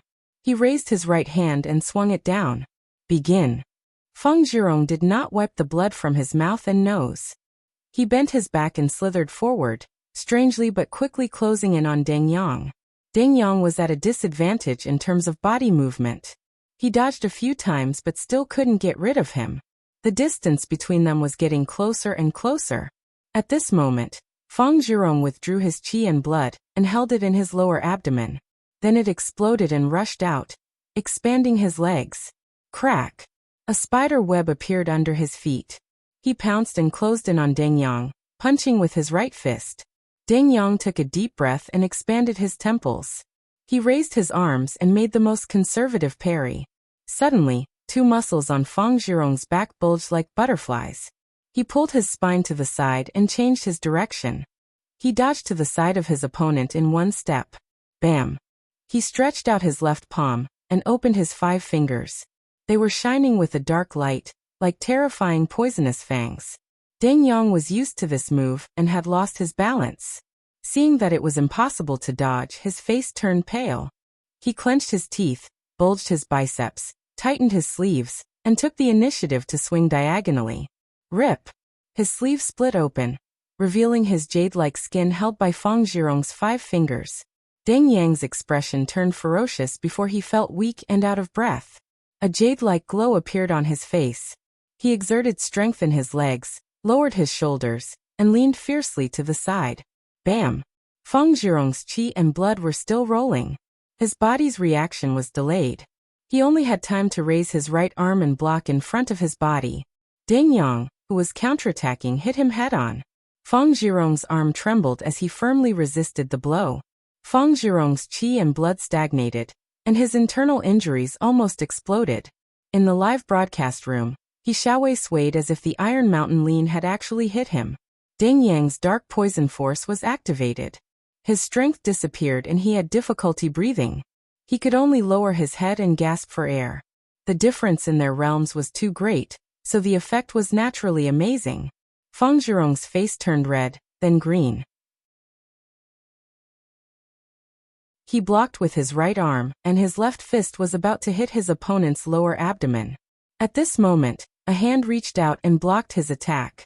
The referee raised his other hand and exhaled. Round 3, Fang Zhirong wins. Phew. Fang Zhirong exhaled. He retracted his fist and stood up straight, unable to vent his anger. Deng Yang gasped for breath and finally recovered. After cupping his hands and bowing, he walked out of the arena with light footsteps. He had only taken a few steps when Wang Dali and the others came up to support him. Go to the emergency room and get some oxygen? Lu Qing suggested. Yeah. Deng Yang nodded slightly. He panted and smiled bitterly. I tried my best. Well done. Lu Qing praised from the bottom of his heart and extended his fist. Deng Yang raised his hand weakly and bumped it with Lu Qing's. The ceremony was completed and he was sent to the emergency room. Kai Zongming, who was beside him, gasped and looked at Lu Qing. Can I forfeit? What do you think? Lu Qing looked at him amused. I think you can. Kai Zongming didn't want to lose with words. He gritted his teeth and said with a twisted expression. Do you think I'm scared? What's there to be scared of? There's a referee anyway. He took a valiant and spirited stride forward, approaching the stone steps with an imposing manner. Just as he was about to ascend the arena, he calmed down his expression, hiding a smile, and was calm and composed. Yes, I'm in the live broadcast area. I can't show my unhandsome side. Kai Zongming trembled when he came to the center of the arena, and was stared at by Fang Zhirong. He hurriedly calmed his mind and comforted himself by muttering to himself. Just a dead man, just a dead man. Feng Zhirong vaguely heard what he said. The veins on his forehead bulged, and he almost couldn't stabilize his injury. The referee was almost amused. He shook his head and raised his hand. Begin. Crack. Feng Zhirong made a forced concentration right at the start of the match. He pushed off the arena with both feet and lunged at Cai Zhongming at lightning speed. His vision blurred and his enemy was already close. Cai Zhongming tensed up and followed his plan. He braced his feet and raised his arms to block. His two hands grabbed each other's cuffs in a weird posture. Bam! Feng Zhirong opened his 5 fingers and was about to grab his enemy's forearm. At this moment, 2 tearing sounds were heard. Cai Zhongming tore off his sleeves and used the fabric of his clothes as a flag. He expanded his airflow and wrapped it around Feng Zhirong's palm. He countered with softness. Then he flicked his elbow and threw his forearm at his opponent's face. He was ready to launch a second attack with his knuckles. Feng Zhirong's face darkened. He pulled his shoulder and lifted his other arm, staining the edge of his palm with a touch of green. Bam! He flipped his palm and hit his enemy's bare arm. In an instant, Cai Zhongming felt the pain of thousands of arrows piercing his heart, knives scraping his bones, and needles stabbing his fingers. He instinctively hugged his arm and screamed.